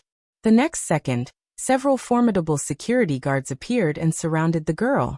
However, there wasn't a trace of panic on the girl's face. Instead, she looked more aloof, as if she was watching a joke. Stop! Accompanying this harsh shout was Medusa striding into the hall. What are you doing? Medusa came from a rich and powerful clan in Tianshui City, and was also Yi Lingjuan's disciple, so even the higher-ups of the Arbitration Council had to show her some courtesy. When the female servant saw Medusa, she stepped forward to explain at once. Miss Sasa, this woman trespassed on this banquet and also hit me. I'm immediately ordering them to take her away. Medusa coldly repeated, take her away? She's my friend. Your friend. The female servant immediately turned to Qin Shiyuan, and after obtaining affirmation from Qin Shiyuan to proceed, her smile receded. Miss Sasa, you should know what kind of occasion this is. By slapping me, it's the same as slapping our eldest Miss Qin. It's the same as slapping the vice president. Miss Sasa, I don't think you should be managing this type of minor matter. Also, I think you should instantly break ties with this kind of person. Otherwise, while it'd only be a minor matter if you provoked the vice president, it'd be major if you disgraced President Yi. Medusa laughed and was about to say something when gasps were heard in the crowd. President Yi is here. Hello, Sir President. At this moment, Yi Lingjun slowly walked down from upstairs in white robes. However, anyone paying close attention would notice his footsteps turning quicker. President. When everyone saw Yi Lingjun, they were filled with deep veneration and looked at him as if they were gazing at a god. Soon, a person walked forward with a wine glass in hand. He greeted the president with a light chuckle. President, long time no see. The speaker was Vice President Qin. Vice President Qin himself didn't expect President Yi to make a personal appearance at this banquet. Hello, President. When Qin Shiyuan saw Yi Lingjun, she quickly walked up and greeted him. Yi Lingjun made a sound in response. When Yi Lingjun saw Vice President Qin about to say something else, he interrupted with a smile. I mainly came here today to announce and handle something, so please excuse me. Vice President Qin nodded several times in succession. You have to attend to numerous affairs every day, President, so please do as you need. Yi Lingjun soon walked onto the stage, his eyes sweeping over the room. The banquet hall turned quiet instantly without a decibel of noise. The main purpose of tonight's banquet was entertainment, but I still have to lower everyone's spirits a little. Yi Lingjun started. Nonsense, President. Vice President Qin said to Yi Lingjun with a chuckle. Yi Lingjun nodded. I believe everyone has heard of the incident in Yin City. At the mention of the Yin City incident, everyone was startled. Of course, everyone knew about such a major incident. Especially them, the higher-ups of the Arbitration Council. How could they be clueless? I remember Director Yin personally went there to handle this incident. Yi Lingjun turned to Yin Yuerong. That's indeed the case, President. Yin Yuerong admitted with a nod. The actions of Yin City's martial arts union was very outlandish, but they also serve as a reminder for us to consider whether some of the rules and regulations that have been passed down from ancient times in the independent state are reasonable, and if we need to amend some of them. Yi Lingjun calmly said. Read more chapters at list novel. Everyone was shocked. The rules and regulations of the independent state were passed down from their esteemed ancestors, so how could they alter them? President Yi, these rules. A higher-up hastily looked at Yi Lingjun and started speaking. However, Yi Lingjun merely glanced at the speaking higher-up. I haven't finished speaking. I hope you won't interrupt me a second time. Yes, Yi Lingjun continued. Some time ago, Director Si Yihan sought me out and called into question some of the rules and regulations, and these questions were mainly concerning their unreasonableness. Si Yihan. Many higher-ups' gazes landed on Si Yihan. Yin Heng secretly sneered. Si Yihan was seriously gutsy, and actually dared to question the independent state's rules and system, and brought it up with President Yi. He was simply asking for his own death. It appeared President Yi mainly came here to criticize and perhaps even punish Si Yihan. Yin Yuerong's harsh gaze shot toward Si Yihan. Do you really think that, Director Si? The independent state's rules and system since ancient times have guaranteed the continuity of the independent states. Amending the rules is an utter joke. That's right. Director Si, don't you think you're a bit too brazen? Yi Lingjun smiled faintly. After reviewing the suggested amendments that Director Si proposed, I wasn't opposed actually and even found him rather amiable. The higher-ups who were criticizing Si Yihan froze in their spots with dumbstruck expressions. President Yi hadn't come to criticize Si Yihan. Thank you very much, President Yi, Si Yihan responded. It appeared he was thinking too much earlier. Yi Lingjun wasn't the kind of person who practiced favoritism. Alright, I will stop here regarding business matters. I'll leave the specific details to be discussed at the summit table. Of course, aside from this matter, I still have a personal matter to discuss. Yi Lingjun smiled faintly. It's regarding my daughter. Everyone was astonished. Although President Yi never married and no one heard anything about him having a relationship with any woman, there was always a rumor that Yi Lingjun had a precious daughter. Nobody took this rumor seriously naturally, since a rumor was merely a rumor. Yin Yuerong looked at Yi Lingjun and said, there was always word on the street that you had a daughter, President Yi, but I never expected it to be true. After all, Yi Lingjun never married, so no one dared to go to Yi Lingjun and personally inquire about this kind of rumor. If it was false, wasn't it the same as slapping a label on the president of the arbitration council for no reason? Si Yihan turned pensive. During his visit with Yi Lingjun mentioned some details about his daughter of his own volition. As for Yi Wanwan, there wasn't any emotion on her face, but judgment filled her internally. If Yi Lingjun hadn't released this kind of information himself, who could have uncovered his private matters? Heh. Yi Lingjun smiled. I sent my daughter overseas when she was young, so she grew up and gained some accomplishments abroad. However, we previously had a small conflict and didn't contact each other for many years. Now that our conflict has resolved, we can finally meet again. After all, my daughter can't be far from me and miss me every second when she was thousands of miles away. As her father, I naturally also hope my daughter can return to her homeland and visit me often.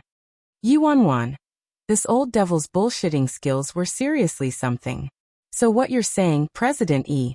A higher-up turned contemplative. There might not appear to be much to President Yi's words, and it was just trivial small talk on the surface. But that wasn't true. His main point was that he attached great importance to his daughter, and his daughter was accomplished and capable. Praising his own daughter at an occasion like this, and allowing his daughter to make an appearance in such a ceremonious fashion. Could it be that he wanted to let his daughter enter the arbitration council and become powerful? Vice President Qin's expression turned rather bad. In the arbitration council, Yi Lingjun was undoubtedly the head and represented absolute power while he was the deputy. Vice President Qin was only below one person, and above millions. If Yi Lingjun stepped down, he would get the opportunity to become the president. Now though, Yi Lingjun suddenly called his daughter back from abroad and said something like this. Even an idiot could tell that Yi Lingjun wanted to emphatically train his daughter. Could it be that he wanted to allow his daughter to ascend to his position in the future? Although every president was elected by the higher-ups, if Yi Lingjun was willing, it was entirely possible for him to push his daughter to be elected as the next president with his methods and prestige. After a moment of contemplation, Vice President Qin's expression returned to normal. This was merely his own conjecture, and might not be the truth. It was also possible President Yi merely wanted to announce he had a daughter. Qin Shiyuan looked at Yi Lingjun and quickly asked, Sir President actually has a daughter? Then may I ask where his sister? Is she attending tonight's banquet? She must pay attention to President Yi's daughter and befriend her. Yunma, why aren't you coming over here? Yi Lingjun asked as he turned to the girl at the entrance. Yes, father. The girl expressionlessly walked toward Yi Lingjun like no one else was present. Everyone's gazes instantly landed on that haughty girl who felt everything was beneath her dignity. When her bone-deep aloofness, disdain, and standoffish aura were paired with her alluring face, she was akin to a saintess who couldn't be violated. She didn't utter a sound but had already locked everything outside her doors. Her? Qin Shiyuan's shocked gaze landed on the girl. This girl. Wasn't she worryless Nya from Yun City's Nya family? How did she become Yi Lingjun's daughter? Wait. What did President Yi Lingjun just call her? Yunmo.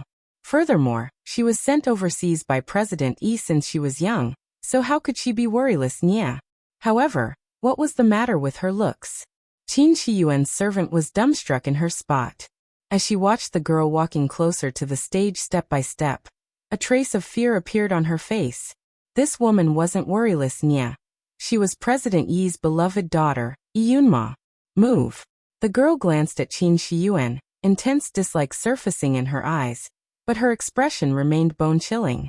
A single word caused him to feel like he had fallen into an ice pit. The dazed Qin Shiyuan was evidently startled. You're blocking my way, the girl said apathetically. Faced with that tone, which allowed for no objection, and incomprehensible aura, Qin Shiyuan actually reflexively yielded for the girl. Read more chapters at List Novel. Calm down. That's impossible, right? She isn't worryless, Nya? Lin K was stunned as he stared at the icy girl. Ninth brother, what's going on? Isn't she ninth sister? That's impossible, right? Aren't her looks too similar? Wait. That also isn't right. How could ninth sister have such a terrifying aura? Her every move and gaze is too freaking scary. When she looked at Qin Shiyuan just now, she didn't treat Qin Shiyuan like a person. She seriously isn't like ninth sister. Lin K murmured. It's not just Qin Shiyuan. I feel like she doesn't consider anyone here an actual person aside from President Yi Lingjun. She's too arrogant and conceited. Yu Xiao frowned deeply. In all his life, he had never met such a condescending woman. He could tell from a single glance that she wasn't easy company. Damn.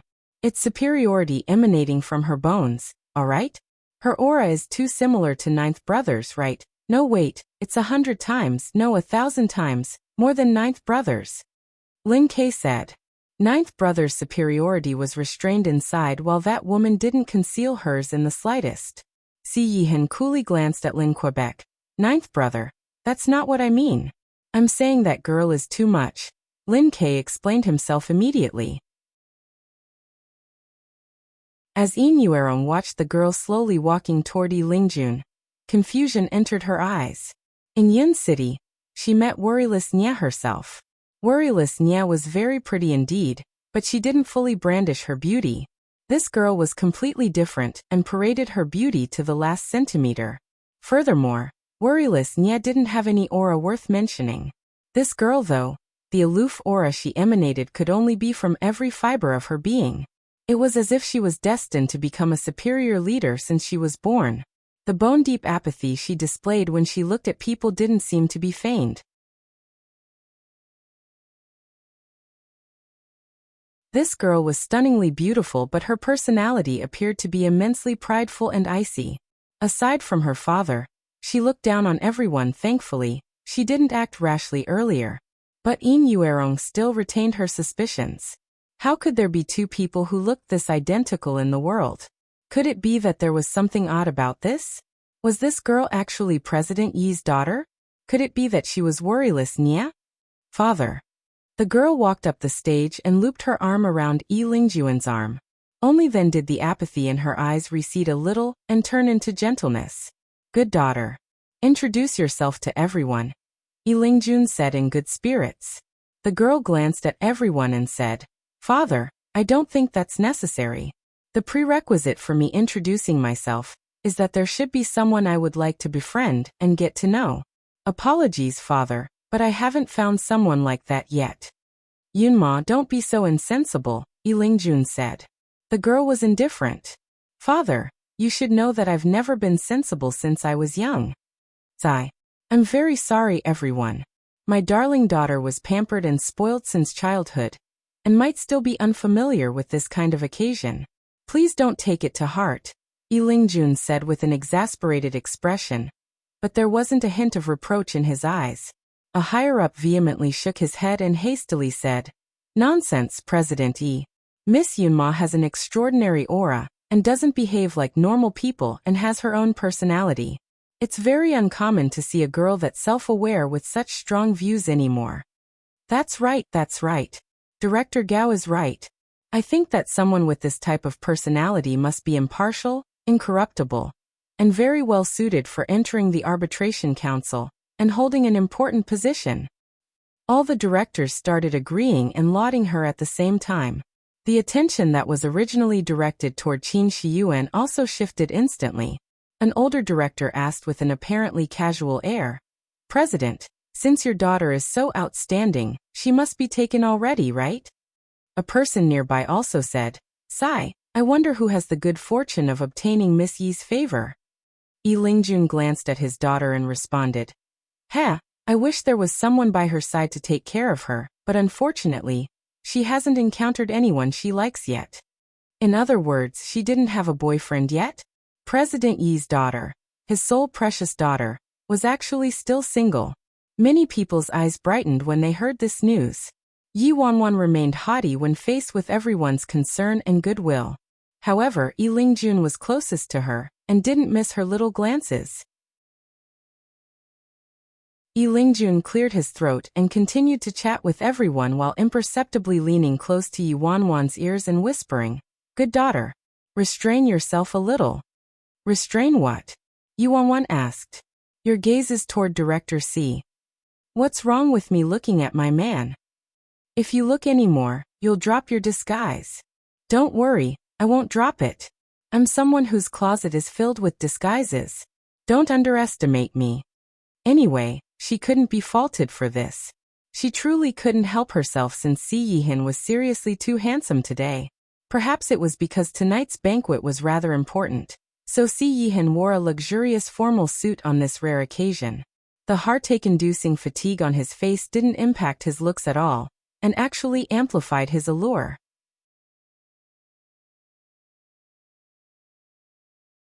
Yi Lingjun led Yi Wanwan from the stage into the crowd. A sharp glint flitted through his eyes before he regained his fatherly expression and heavily said, To be quite honest, my greatest trouble right now is dealing with Yunma's marriage. However, this child's taste is too picky and truly makes my head hurt. These words were no doubt a stone evoking thousands of ripples. Anyone with an iota of intelligence could understand him. President Yi probably hastily brought Yi Yunma back to recruit a husband for his daughter, didn't he? President, what are you saying? Your daughter is so beautiful and capable, so it's more than normal for her to have higher standards. After all, the man will be her companion for the rest of her life, so of course she has to choose carefully. That's right. There are so many handsome and talented youths in Tianshui City and quite a few came today, so Miss Qin can take her time getting to know them. The young men who were fawning over Qin Shiyuan moments ago immediately fluttered toward them. A suave man wearing a light gray suit asked in a gentlemanly manner, Missy, allow me to introduce myself. I am one of the directors in the Arbitration Council. I was born and have lived in Tianshui City all my life, so I'm very familiar with Tianshui City. You've just returned, so if you need a guide of any sort, I'm always willing to serve you. When the other people saw this man recommending himself, they all couldn't sit still and swarmed forward to make conversation. Miss Yi's taste is truly splendid. Your outfit is seriously too beautiful. Many older higher-ups also struck up a conversation with Yi Lingjun. President, my son has also been abroad for many years, so perhaps he'll find some common ground with your daughter. Oh, is that so? Yi Lingjun didn't reject anyone and politely chatted with each and every one of them, looking as if he was really seriously choosing a husband for his daughter. Yi Wanwan was at a loss for words. Could it be that he was really preparing to matchmake her? Why was he asking so seriously? Yi Lingjuan's attitude demonstrated that he basically wanted the whole world to be in chaos. Yi Wanwan retained her cold and haughty persona and frowned. Father, I'm going over there. A beautiful woman was extremely beautiful even when she frowned. The irritation in her eyes was like the dewdropped thorns on a rose, and all the gentlemen around her were mesmerizingly dazed. Read more chapters at List Novel. Yi Yunma immediately inquired in concern. What is it, Yunma? Do you feel unwell? The air here is bad. Yi Wanwan randomly tossed those words behind her, and sauntered away in her high heels. In other words, she didn't like how loud this place was. Yi Lingjun exasperatedly said, This child. Her personality is simply too unsociable. Although her tone and the way she spoke made many people displeased, no one dared to comment on it. After all, Yi Yunma wasn't targeting a single person, and was targeting everyone. No one would stick their head out first to reason with her. Instead, her personality was arrogant like a raging inferno and haughty like a frosty glacier, evoking the desire in many men to conquer her. Qin Shiyuan was beautiful but lacked a unique personality. She was akin to a fresh flower meticulously nurtured in a greenhouse. Furthermore, whether it was looks or family background, Qin Shiyuan and Yi Yunma were from completely different levels and couldn't be compared.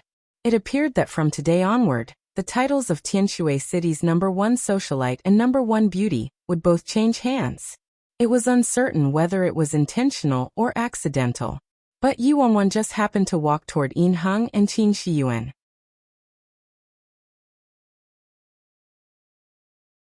The girl stepped closer and closer, her aura and stunning looks captivating everyone she passed. Like every man present, Yin Heng involuntarily tightened his grasp around his wine glass. Yin Heng watched as the girl approached him and he stepped forward, courteously raising his glass toward her. "Miss Yi, my name is Yin Heng. I'm Director Yin Yuerong's son." However, the girl treated Yin Heng like air and acted like she didn't see or hear him. The other guests were naturally witnesses to Yin Heng being ignored and discussion ran rampant again. PFT, he actually got ignored. That's a man Miss Qin took a fancy to, but Yi Yunma didn't even look at him. Please. Miss Yi's standards must be much higher than Miss Qin's. What's weird about that? The slightly embarrassed Yin Heng could only smile cordially and withdraw his cup, pretending not to care. As Qin Shiyuan listened to the chatter around her, her expression turned darker, and displeasure entered her eyes as she looked at Yin Heng. "What? You're getting ideas?" Qin Shiyuan glanced at Yin Heng. Yin Heng was briefly startled before promptly shaking his head.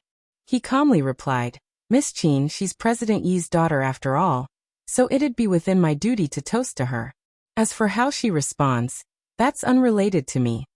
As a man, he was naturally more attracted by women like Yi Yunma. However, Yi Yunma towered after the heavens, and she was someone he could gaze at but couldn't touch. On the other hand, Qin Shiyuan was a sure shot already. There was no way he would offend Qin Shiyuan because of Yi Yunma under these circumstances. "You're rather good with your words." Qin Shiyuan harumphed. How could she be clueless about Yin Heng's thoughts? She was originally supposed to be the sole focus today, and enjoy the coveting gazes of all the attending men. However, she never expected Yi Yunma to drop from the sky, or all the men circling her a second ago to all swarm toward Yi Yunma. Instead, Yin Heng was no exception. Many higher-ups of the arbitration council were itching to give Yi Wanwan a shot, but no one dared to strike up a conversation with Yi Lingjuan's precious daughter. Read more chapters at List Novel. This kind of person was chilly like an ice block, and looked down on every living being present. Conversing with her would be a masochistic act. Ninth brother, she should be ninth sister, right? Aside from identical twins, there can't be two people who look exactly the same in this world. Lin Ke asked Si Yihan, confusion brimming on his face. Si Yihan's gaze settled on the girl, but he remained silent. Si Yihan immensely venerated and admired the president of the arbitration council, Yi Lingjun, and didn't think Yi Lingjun would lie and deceive everyone. However, his instincts told him that girl couldn't possibly be some Yi Yunma person. Hence, there could only be two explanations. This chapter is scrapped from Riyadh Light Novel. Yi Lingjun previously mentioned that he became estranged and lost contact with his daughter, Yi Yunma, many years ago. It was possible that Yi Wanwan employed some kind of method to fool Yi Lingjun, and became Yi Yunma. The other possibility was that President Yi Lingjun was truly deceiving every single one of them. However, why? After exchanging some conventional greetings with everyone, he immediately ran off to find his precious daughter. "Why were you talking for so long?" Yi Wanwan grumbled bemoaningly. "Aren't I here now? Good daughter, what is it? Do you finally need father's help for something?" Yi Lingjun asked with anticipation. Yi Wanwan bobbed her head eagerly. "I do. Hurry and introduce me to Si Yihan. I think you're the one who has a split personality, right, good daughter?" Thank you. I'm merely surpassing the one who taught me. Yi Lingjun."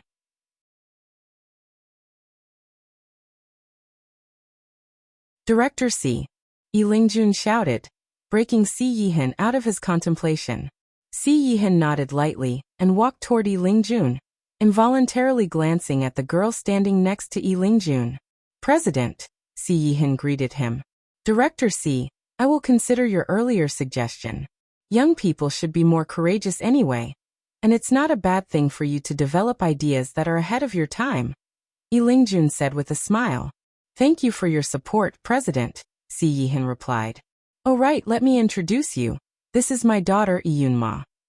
Lingjun pointed at Yi Wanwan next to him. When Yin Hung saw this scene, his brows locked together and a shadow enveloped his eyes. Why was President Yi introducing his daughter to Si Yihan? He finally managed to gain Qin Shiyuan's favor with great difficulty. If Si Yihan sank his claws into Yunma, everything would be wrecked. Missy. Si Yihan looked at Yi Wanwan, his frosty face not revealing any change in emotions as though he was wearing a mask. His austere and unworldly aura permeated the air around him. Yi Wanwan merely glanced at Si Yihan and looked away without a single response. However, this was what played out in her mind. Ah, so handsome. Why is he dressed so nicely today? It's not like I can strip him right now. No. Control yourself. Your persona can't collapse. When Yin Hung, who was a little nervous moments ago, saw this, he inwardly sneered, derision and mockery brimming from his eyes. Yunma was haughty to the bone and considered everyone else beneath her. So how could she respond favorably to Si Yihan? Who cared about how capable or outstanding Si Yihan was? His taste was too pitiful and he just had to ruin everything because of a woman. Otherwise, he'd truly be at a loss if Si Yihan managed to attach himself to Qin Shiyuan. As for Yunma, her appearance was incredibly surprising, but she evidently didn't have any intention of befriending any of the guests, so it wouldn't impact anything. He would still stomp Si Yihan beneath his feet in the end. Lingjun looked at Yi Wanwan and unwittingly chuckled. Her pretense was pretty on point. She was truly worthy of being his disciple and daughter, inheriting a pinch of his capabilities. At this moment, melodious music started playing, and the banquet formally began. Miss Qin Shiyuan, may I invite you for a dance? Soon, many young men from the Arbitration Council approached Qin Shiyuan with the desire to ask her for a dance. Although Qin Shiyuan came with Yin Hung, many people were unwilling to give up. As for Yunma, after the series of failures just now, nearly everyone gave up and was settling for second best. No need. I have a dance partner already. Thank you.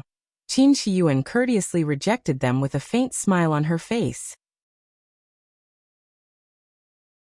Miss Qin Shiyuan's dance partner is naturally Yin Hung. Everyone couldn't help but look toward Qin Shiyuan and Yin Hung. The corners of Yin Hang's lips turned up, his aura impressive. The couple attracted many people's gazes.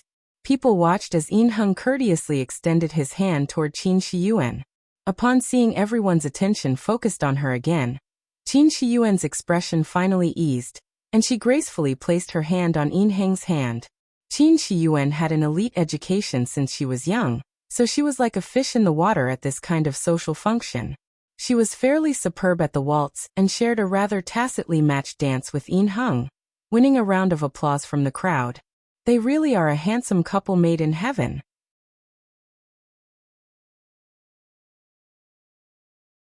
Sigh, Yin Hung has the elegant demeanor and the looks, and he's also the future successor of the Yin family, so it's really hard to compete with him. Take a look at Director C. He chased after Miss Qin Shiyuan for a long time, but she completely ignored him. In the end, it was Yin Hung who succeeded. Director C must not feel good having to watch Qin Shiyuan and Yin Hung dance, right? Didn't you see? Si Yihan knows he doesn't have any hope with Qin Shiyuan. He couldn't even win against Yin Hung, but actually wanted to befriend Yunma just now. Haha, what ridiculous joke is that? Even Miss Qin Shiyuan looks down on him, not to mention someone of Yunma's status. Does he really think he can make every woman fall in love with him relying solely on his face? It wasn't just women, men could also be jealous. Si Yihan usurped such a high position in the Arbitration Council out of nowhere, and became the youngest director in all of the Arbitration Council's history. And his looks had captured nearly all the hearts of every socialite in the city. Moreover, Si Yihan always traversed alone and didn't befriend anyone, so there were naturally many people who secretly disliked him. Now that those people saw how Qin Shiyuan was stolen from him by his brother, they were naturally rejoicing in his misfortune. I doubt Yunma considered him a person at all. Someone with her kind of personality considers themselves a god and looks down on everyone. Even now, not a single person dares to invite her to dance with them. It wasn't that no one wanted to befriend Iyunma and share a dance with her. It was just that no one had the guts. Iyunma's aura was too overbearing and apathetic to the extreme. A person like Iyunma was disdainful of even conversing with other people. So wouldn't they be asking for humiliation if they invited her to dance?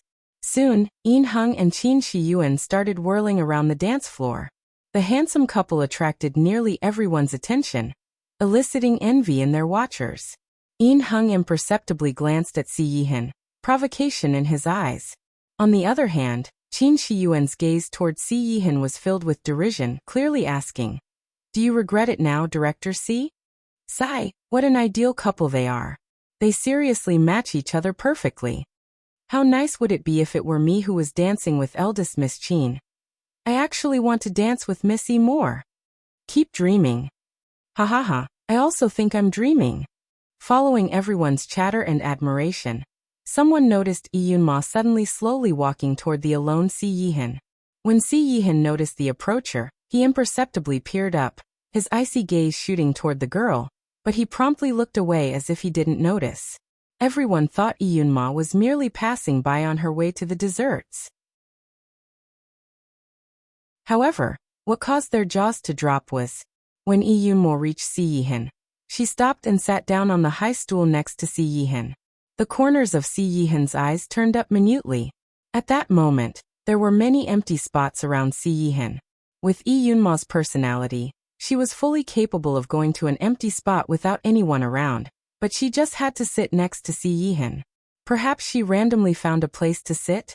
As everyone thought that, the girl unabashedly looked at the man next to her and greeted him aloofly. "Director Si, nice to meet you." The attention focused on Yin Heng and Qin Shiyuan dissipated almost instantly and latched onto Yi Wanwan instead. Everyone was astonished. Iyunma initiated a conversation with Si Yihan just now? A glint flickered and quickly disappeared in Si Yihan's eyes.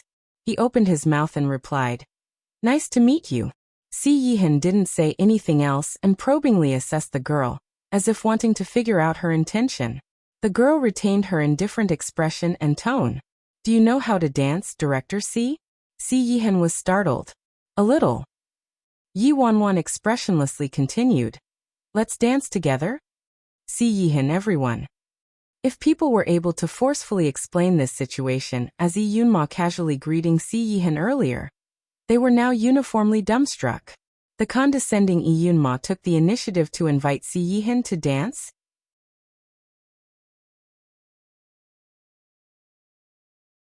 Nearby, Yilingjuan's face was as dark as the underside of a pan.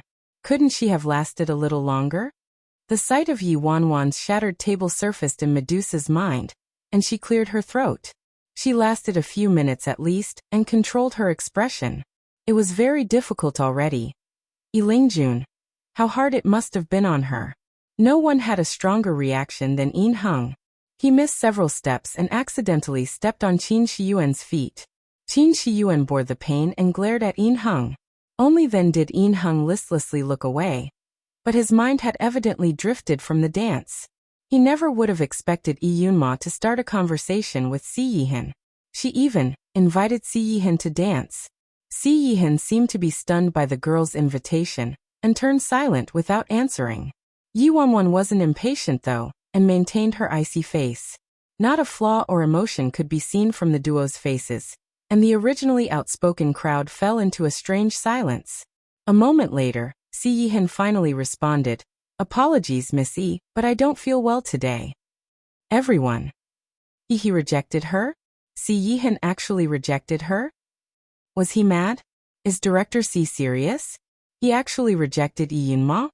If he even looks down on the president's daughter, just how high are his standards? Only a goddess could obtain his liking, right? When Yin Yuerong saw his son rejecting Iyunma, she nearly spewed out blood in her anger. She was blasé when his son told her he didn't like Qin Shiyuan, and thought he was merely young and ignorant. She never expected him to dislike Iyunma too. Everyone's eyebrows were raised. It's obvious Iyunma isn't someone to be trifled with. I wager Si Yihan is probably in trouble this time. My popcorn is ready. Forget about them, but Lin Ke and Yu Xiao were also drenched in sweat. They might suspect this woman's identity, but her current identity was Yi Lingjuan's daughter, and she wasn't a benevolent character. Yu Xiao didn't dare to watch anymore while Lin Ke secretly pounded his chest and stomped his feet. Ninth brother, HHE. He actually rejected her this publicly? Couldn't he have showed her an ounce of courtesy? Anyway, ninth sister isn't here and won't see or know. Everyone waited for Yi Yunma to blow her fuse and humiliate Si Yihan, but Yi Yunma didn't appear to be angry in the slightest regarding Si Yihan's rejection. She merely nodded lightly in understanding before asking, "You don't mind me sitting here, right? Read more chapters at list novel." Of course not."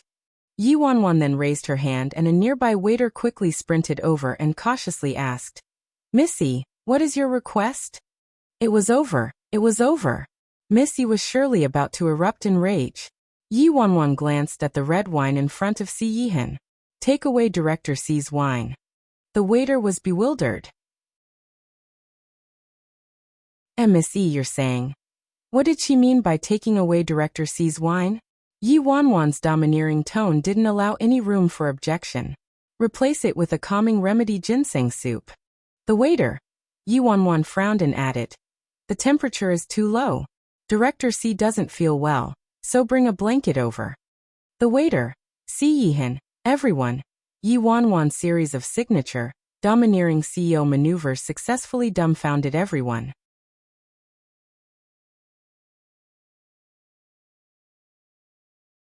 Qin Shiyuan finally couldn't keep dancing due to Yinheng constantly stepping on her feet, and she fiercely glared at him. However, Yinheng didn't have any presence of mind to comfort the complaining Qin Shiyuan, and was incredulously staring at the duo in the distance. Under the resplendent lights, the girl's eyes were as gorgeous as the northern lights. Sitting next to the aloof Si Yihan, they enhanced each other's beauty.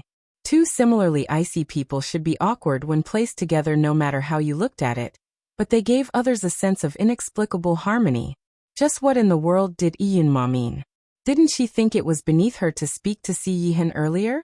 Why did her attitude toward him change so drastically all of a sudden? Of course, Qin Shiyuan was nowhere near pleased. She just made the claim that it was Si Yihan who chased after her and she didn't like him. Now though, Si Yihan rejected even the president's daughter. How could anyone with a pair of eyes believe her words now? As Qin Shiyuan expected, some people realized the inconsistency. Actually, there were rumors that it was Qin Shiyuan who pursued Si Yihan, but was rejected. I originally didn't believe it and found it impossible, but now I kinda believe it. After all, he rejected even Yunma. Say, do you think Director C doesn't even like women? I don't think so. I heard he has a fiancée. She's the second miss of Yin City's Nya family. Other people became reverent.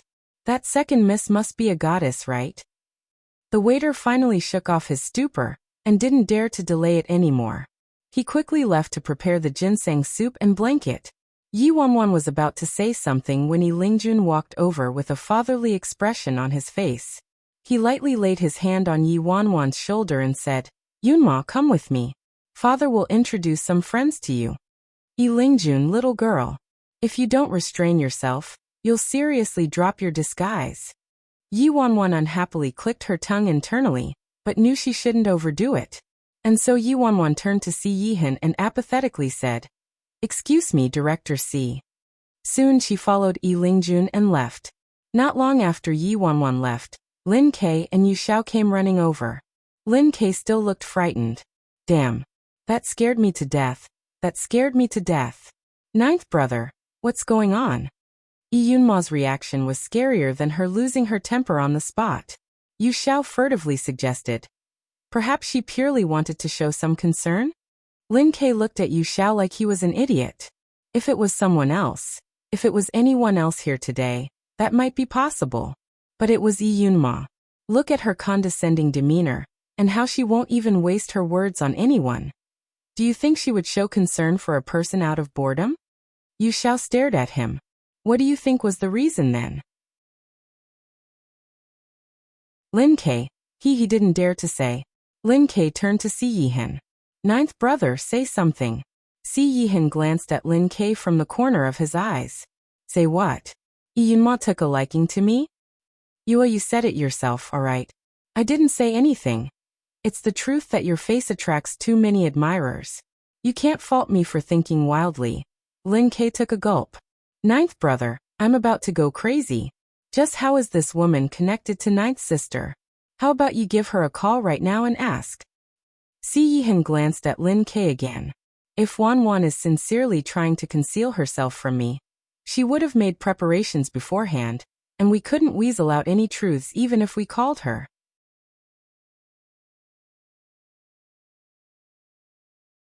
Si Yihan paused and continued. If Yunma isn't Wan, then my phone call. Sweat-drenched Lin Ke when he heard that. If she isn't, then you'd be startling the snake. Ninth sister will find out you're attracting admirers again. You'll be dead for sure then. Ninth brother, you're far better at thinking ahead. You're too impressive. When Yu Xiao heard this, he also nodded frantically. However, sir, what should we do now? Yu Xiao cautiously inquired. Director C. The waiter's footsteps were heard at this moment. The waiter was very efficient indeed, and quickly sent over the ginseng soup and blanket. I'm truly sorry, Director C. There wasn't any ginseng soup prepared for this banquet, so we sent our people to the best hotel in Tianshui City to obtain some. The waiter's attitude toward Si Yihan had completed a 180, and he spoke attentively. Si Yihan nodded and dismissed the waiter. After the waiter left, Si Yihan flicked open the lid of the ginseng soup before glancing at Yu Xiao and saying, We'll wait and see. They did have a few methods to test who she actually was. On the other side, Lingjun finally Yi Wanwan dragged away. To shift her focus and prevent her from flying around unrestrained, he led her around a gathering of higher-ups. Although Yunma's attitude just now made everyone slack-jawed, it also ignited many people's hopes again. It turned out Yunma wasn't ignoring everyone. It meant they also had a chance. In addition, Lingjun was personally introducing people to her and creating opportunities, so many people approached her again. A director furtively offered an invitation. Miss E, you seem to like dancing. May I have the honor of dancing with you? I'm uninterested, Yuanwan replied. The director was startled, embarrassment creeping onto his face. But you personally invited someone to dance with you minutes ago? Why are you uninterested now? He thought Yunma liked to dance at least, but who would have expected her to straightforwardly say she was uninterested and regain her haughty demeanor? Read more chapters at List Novel. Wasn't this preferential treatment too obvious? Currently, Yuanwan was thinking, like your ass. What I like is the person who'd dance with me, alright. An older higher-up led a fair and pretty youth over to Lingjun and said with a grin, President, this is my son. He's a devoted fan of yours and attends every seminar you hold. Miss E, you've just returned to Tianshui City and don't know many people. If you get bored, you can call him anytime. My son might not be good at much, but he's attentive and thoughtful. Yuanwan reflexively surveyed the youth. He was a clean-shaven, fairly young man.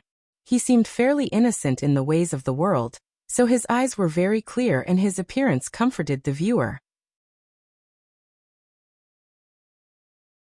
However, as the youth listened to his father, his eyes brimmed with despair and humiliation. He was clearly forced and was unwilling to do this. When Yi Wanwan saw the youth's gaze, she inexplicably felt something was amiss. Why was this scene so familiar? At a banquet, an immoral father tried to send his daughter to a domineering CEO's bed in order to gain said CEO's favor. Did she grab the wrong script? Yi Wanwan was aghast and hastily halted those terrifying thoughts. Nearby, Si Yihan also watched the scene of men of all sorts surrounding Yi Wanwan and courting her.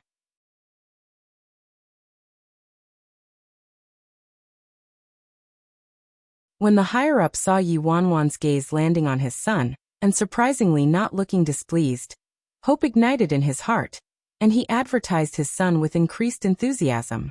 Young, hurry and introduce yourself to Miss E. The higher-up shoved his son. The youth named Young had his lips tightly pursed, and his complexion looked ghastly pale as he stood unmoving in his spot. The higher-up turned anxious. Why are you foolishly standing there? The youth pushed his father away. Sorry, I have something to do. Please excuse me. You. The higher-up nearly stomped his feet in anger upon seeing his son dashing away. He hastily turned to Yi Wanwan and apologized. I'm truly sorry, Missy. This child is a bit introverted and shy with strangers. Yi Wanwan casually replied. He has quite the character. Someone who could remain this frank in the independent state, and especially within a circle like the Arbitration Council, was truly a rare sight. The higher-up didn't know whether Yi Wanwan's remark was a compliment or an insult, so he laughed it off and kept apologizing. However, seeing that Miss E didn't look angry and said his son had character, she probably was satisfied to some degree, right? That punk was too impertinent, but the higher-up had plenty of methods to make him submit. He just had to tie that punk up later and send him over to Miss E. His term of office was nearing its end, and he might be replaced next term. It would be difficult to ingratiate himself with President E, but if he could gain Yi Yunma's favor, he'd be able to rest easy.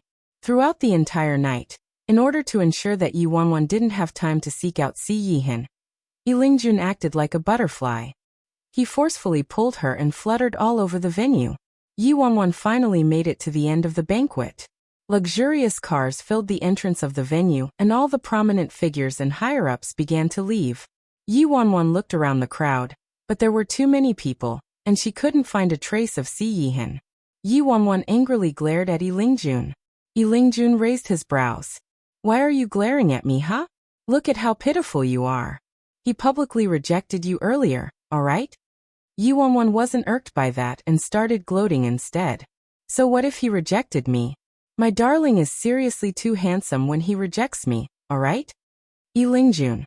Although he couldn't stand watching his little disciple being utterly bewitched by and infatuated with a man, Si Yihin performed rather well tonight. He actually declined such an alluring temptation. Yi Lingjun saw him in a new light. They had to act out the whole play, so Yi Lingjun had arranged a place for Yi Wanwan to stay already. Yi Wanwan was waiting for a car to pick her up as she searched for Si Yihin. This chapter is scrapped from Riyadh light novel.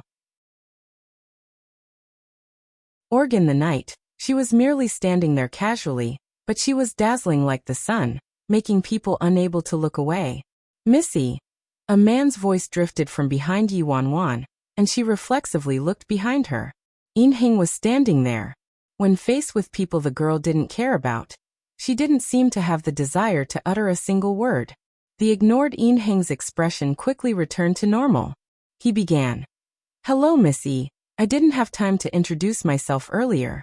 I'm In Heng, Director C's adopted brother.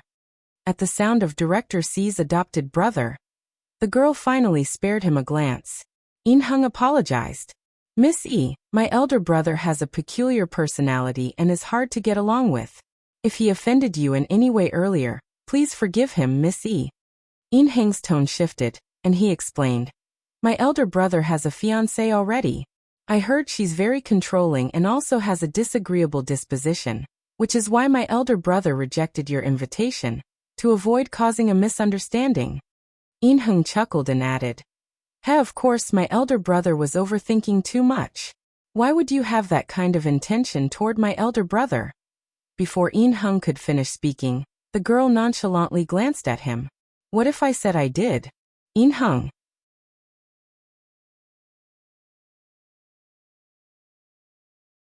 Late at night, in the ancestral In residence, after arriving home, In Yuerong stripped off her jacket and entered her bedroom. Madam, you're back. The housekeeper quickly welcomed her and took the jacket from her before pouring her a cup of tea, intended to dissipate the effects of alcohol. In Yuerong normally had a very old-fashioned style of dress and perpetually wore the same outfits. However, since tonight's function was fairly important, she dressed a little more ceremoniously and donned a black evening gown.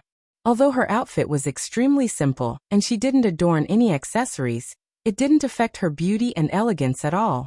The housekeeper looked at her master and inwardly sighed. If it weren't for her master's obsession running too deep with her master's qualities, she could be protected and cherished by someone, possessing a fulfilling marriage. Madam, what happened? The housekeeper couldn't help but inquire with great concern when she saw In Yuerong remaining in deep thought ever since her return. In Yuerong took a sip of the tea before replying. President Yi introduced a person to us today. Who? His daughter Yunma. What? Daughter? President Yi has a daughter? The housekeeper was astonished. Yin Yuerong explained the night's situation simply, and revealed an amused expression as she asked, "What do you think?" The housekeeper looked bewildered. "So you're saying, madam, that President Yi's daughter actually resembles worryless Nye that closely? How could such a coincidence occur in this world?" After the housekeeper said that, she recalled that Yunma was personally brought there and introduced by President Yi and became uncertain. She hesitatingly asked, "However, their demeanors are utterly different and it was President Yi who personally announced this, so there shouldn't be anything off about this. Perhaps they merely resemble each other? That's not impossible." Yin Yuerong chuckled. "What you're saying is correct. Hence, no one doubted that woman's identity during the banquet tonight. Even Ajio thought she was Yunma." The housekeeper turned to her master. "Madam, could it be you're saying, you don't think that woman is Yunma and she's being impersonated by worryless Nye instead?" The housekeeper didn't dare to finish her sentence. Yin Yuerong's eyes glinted. "First, I saw worryless Nye myself. The fact that there are two such similar-looking people in this world, and these two people just had to be worryless Nye and Yunma. Isn't that too coincidental? Second, President Yi said that he lost contact with his daughter for many years and only reunited with her recently. So how does he know whether Yunma is being impersonated by worryless Nye or not?" The housekeeper turned uncertain after hearing that. But, impersonating the president's daughter? Does that woman truly have the guts? Moreover, this isn't an easy matter. You can't just impersonate the president's daughter simply because you want to. Yin Yuerong snorted. "Auntie Qiao, I'm afraid you're underestimating that woman too much. She's disguised herself under so many identities and each identity has a fairly decent status. Plus, she managed to coax and deceive Ajio so much that he completely obeys her. Do you really think she's merely an impulsive and brainless girl?" The housekeeper was incredulous and exclaimed in shock. "Could it be that worryless Nye saw you were trying to stop her marriage with young master, so she conjured this plan and transformed into President Yi's daughter?" Yin Yuerong snorted again. "I'm afraid her ambitions aren't solely limited to Ajio." The housekeeper shook with fear the more she listened and asked, "Should I immediately send people to investigate her?"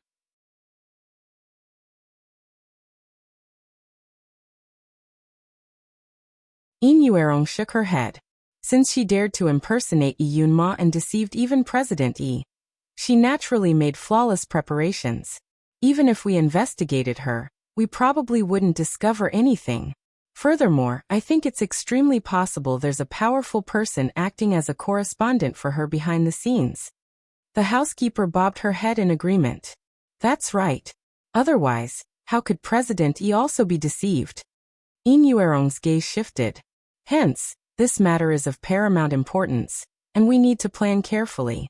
However, don't panic.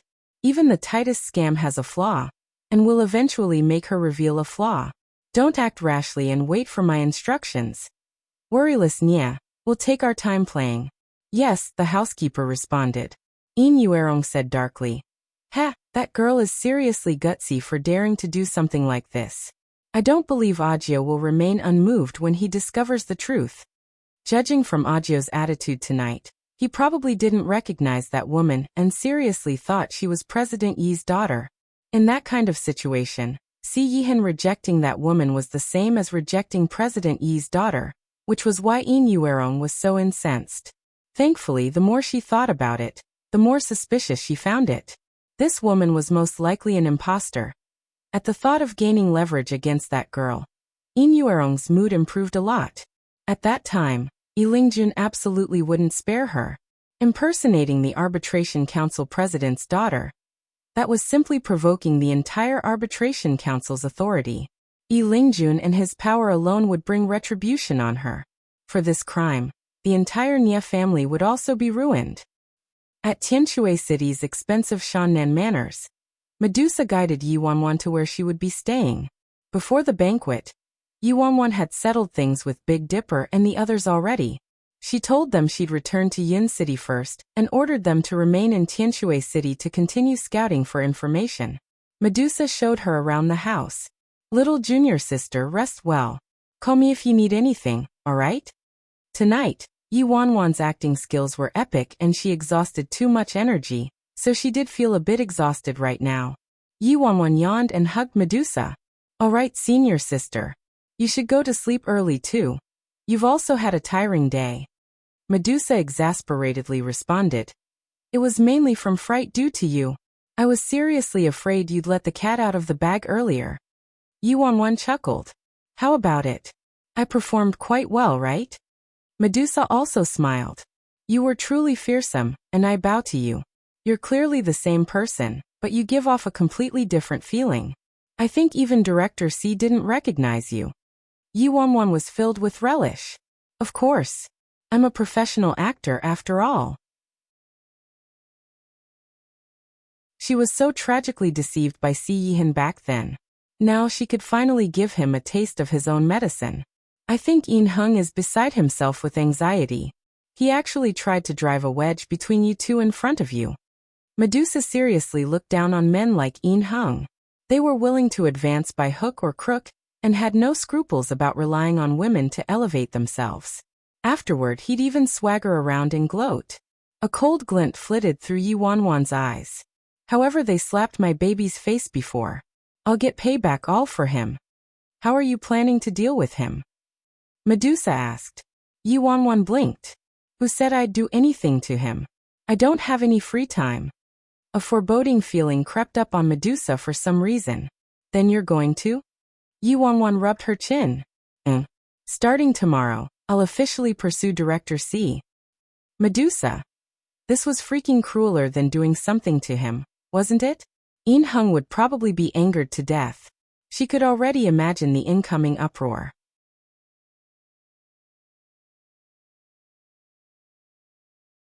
At a bar, Yin Heng chugged glass after glass of liquor. Tonight was supposed to be his show. It was supposed to be his moment to mercilessly suppress Si Yihan. He didn't expect everything to have been disrupted because of Yi Yunma's appearance. Due to Yi Yunma's ambiguous words and attitude toward Si Yihan and her invitation, everyone's attention centered on Si Yihan. Behind Yin Heng's back, some people even said it was because Si Yihan ignored Qin Shiyuan that she settled for second best and sought Yin Heng out. Also, Yi Yunma's final words tonight. What if I said I did? I did. I did what? Could it be Yi Yunma seriously bore those kinds of intentions towards Si Yihan? Why? Yin Heng heavily slammed the glass onto the bar with a bang. Upon seeing that, the confidant next to him quickly comforted him. Young Master Yin, I think it's very possible you're overthinking. After all, Miss Yi didn't sound certain either. For someone of Miss Yi's status and background, her actions and speech aren't that simple or ordinary. How could she casually take a fancy to a man she just met at a banquet? I don't think we should mess ourselves up. Yin Heng glanced at his confidant and hummed. Then what do you think Yi Yunmo really meant? The confidant provided his analysis. Young master, I understand women like Yi Yunmo too well. They're conceited and look down on everyone from the depths of their hearts. They're both cold and haughty and probably feel repulsed and disgusted by men. You can tell from her attitude toward those men tonight. Read more chapters at List Novel. Yin Heng asked. Then how would you explain her attitude toward Si Yihan? She had the waiter switch his wine with ginseng soup, and also had him bring Si Yihan a blanket. It was precisely because Yi Yunma was too cold and haughty that her special attitude toward Si Yihan especially incentivized people to dive deeper into its meaning. The confidant replied. Young master, your vision is hazed because you're in the midst of it. I think that Miss Yi's attitude toward Si Yihan tonight was merely a little more polite, and doesn't prove anything. She probably took preserving face for President Yi into consideration, and tried to befriend and win over Si Yihan out of President Yi's admiration for Si Yihan. Although this explanation also dissatisfied Yin Heng a lot, it was better than Yi Yunma taking a fancy to Si Yihan. So, young master, it's most important for you to grasp onto Miss Qin tightly right now. If you evoke Miss Qin's wrath, that'd be the true disaster. The confidant advised. Yin Heng finally calmed down a smidge now. You're right. He easily lost control whenever he encountered matters related to Si Yihan. Carefully thinking back on it now, he didn't overreact a bit. After all, there wasn't a whiff of anything concrete with Yi Yunma yet, while Qin Shiyuan already belonged to him. He also had Qin Shiyuan arrange a position for him during this year's summit, so he could attend it. He might not have any real power in this position right now, but it was a good stepping stone. After the summit concluded, Qin Zong would arrange for him to enter the arbitration council. He had no idea how Si Yihan managed to snake his way into a position as high as director and hold a position on equal status with Yin Yuerong. This caused all his hard work over the years in the Yin family to be washed down the drain. No matter how hard he worked, he was a joke when compared to Si Yihan. He must seize this opportunity and absolutely couldn't allow a millimeter of error. The next day, the Arbitration Council Summit officially convened, and the entire day was overtaken by intense meetings attended by every single higher-up and director. That night, Yi Lingjun held a party for his precious daughter to both welcome her and to help her befriend more people. A party held by Yi Lingjun for his daughter was absolutely an event people wanted to attend even if they had to bulldoze each other. That you're tuning in to the Li Mei's Wuxia Whispers YouTube channel. We're so grateful for your support, and don't forget to subscribe to join us on this incredible journey through captivating stories. Your generosity through donations truly makes a world of difference, as it's the primary source of revenue that allows me to expand and enhance this channel for you.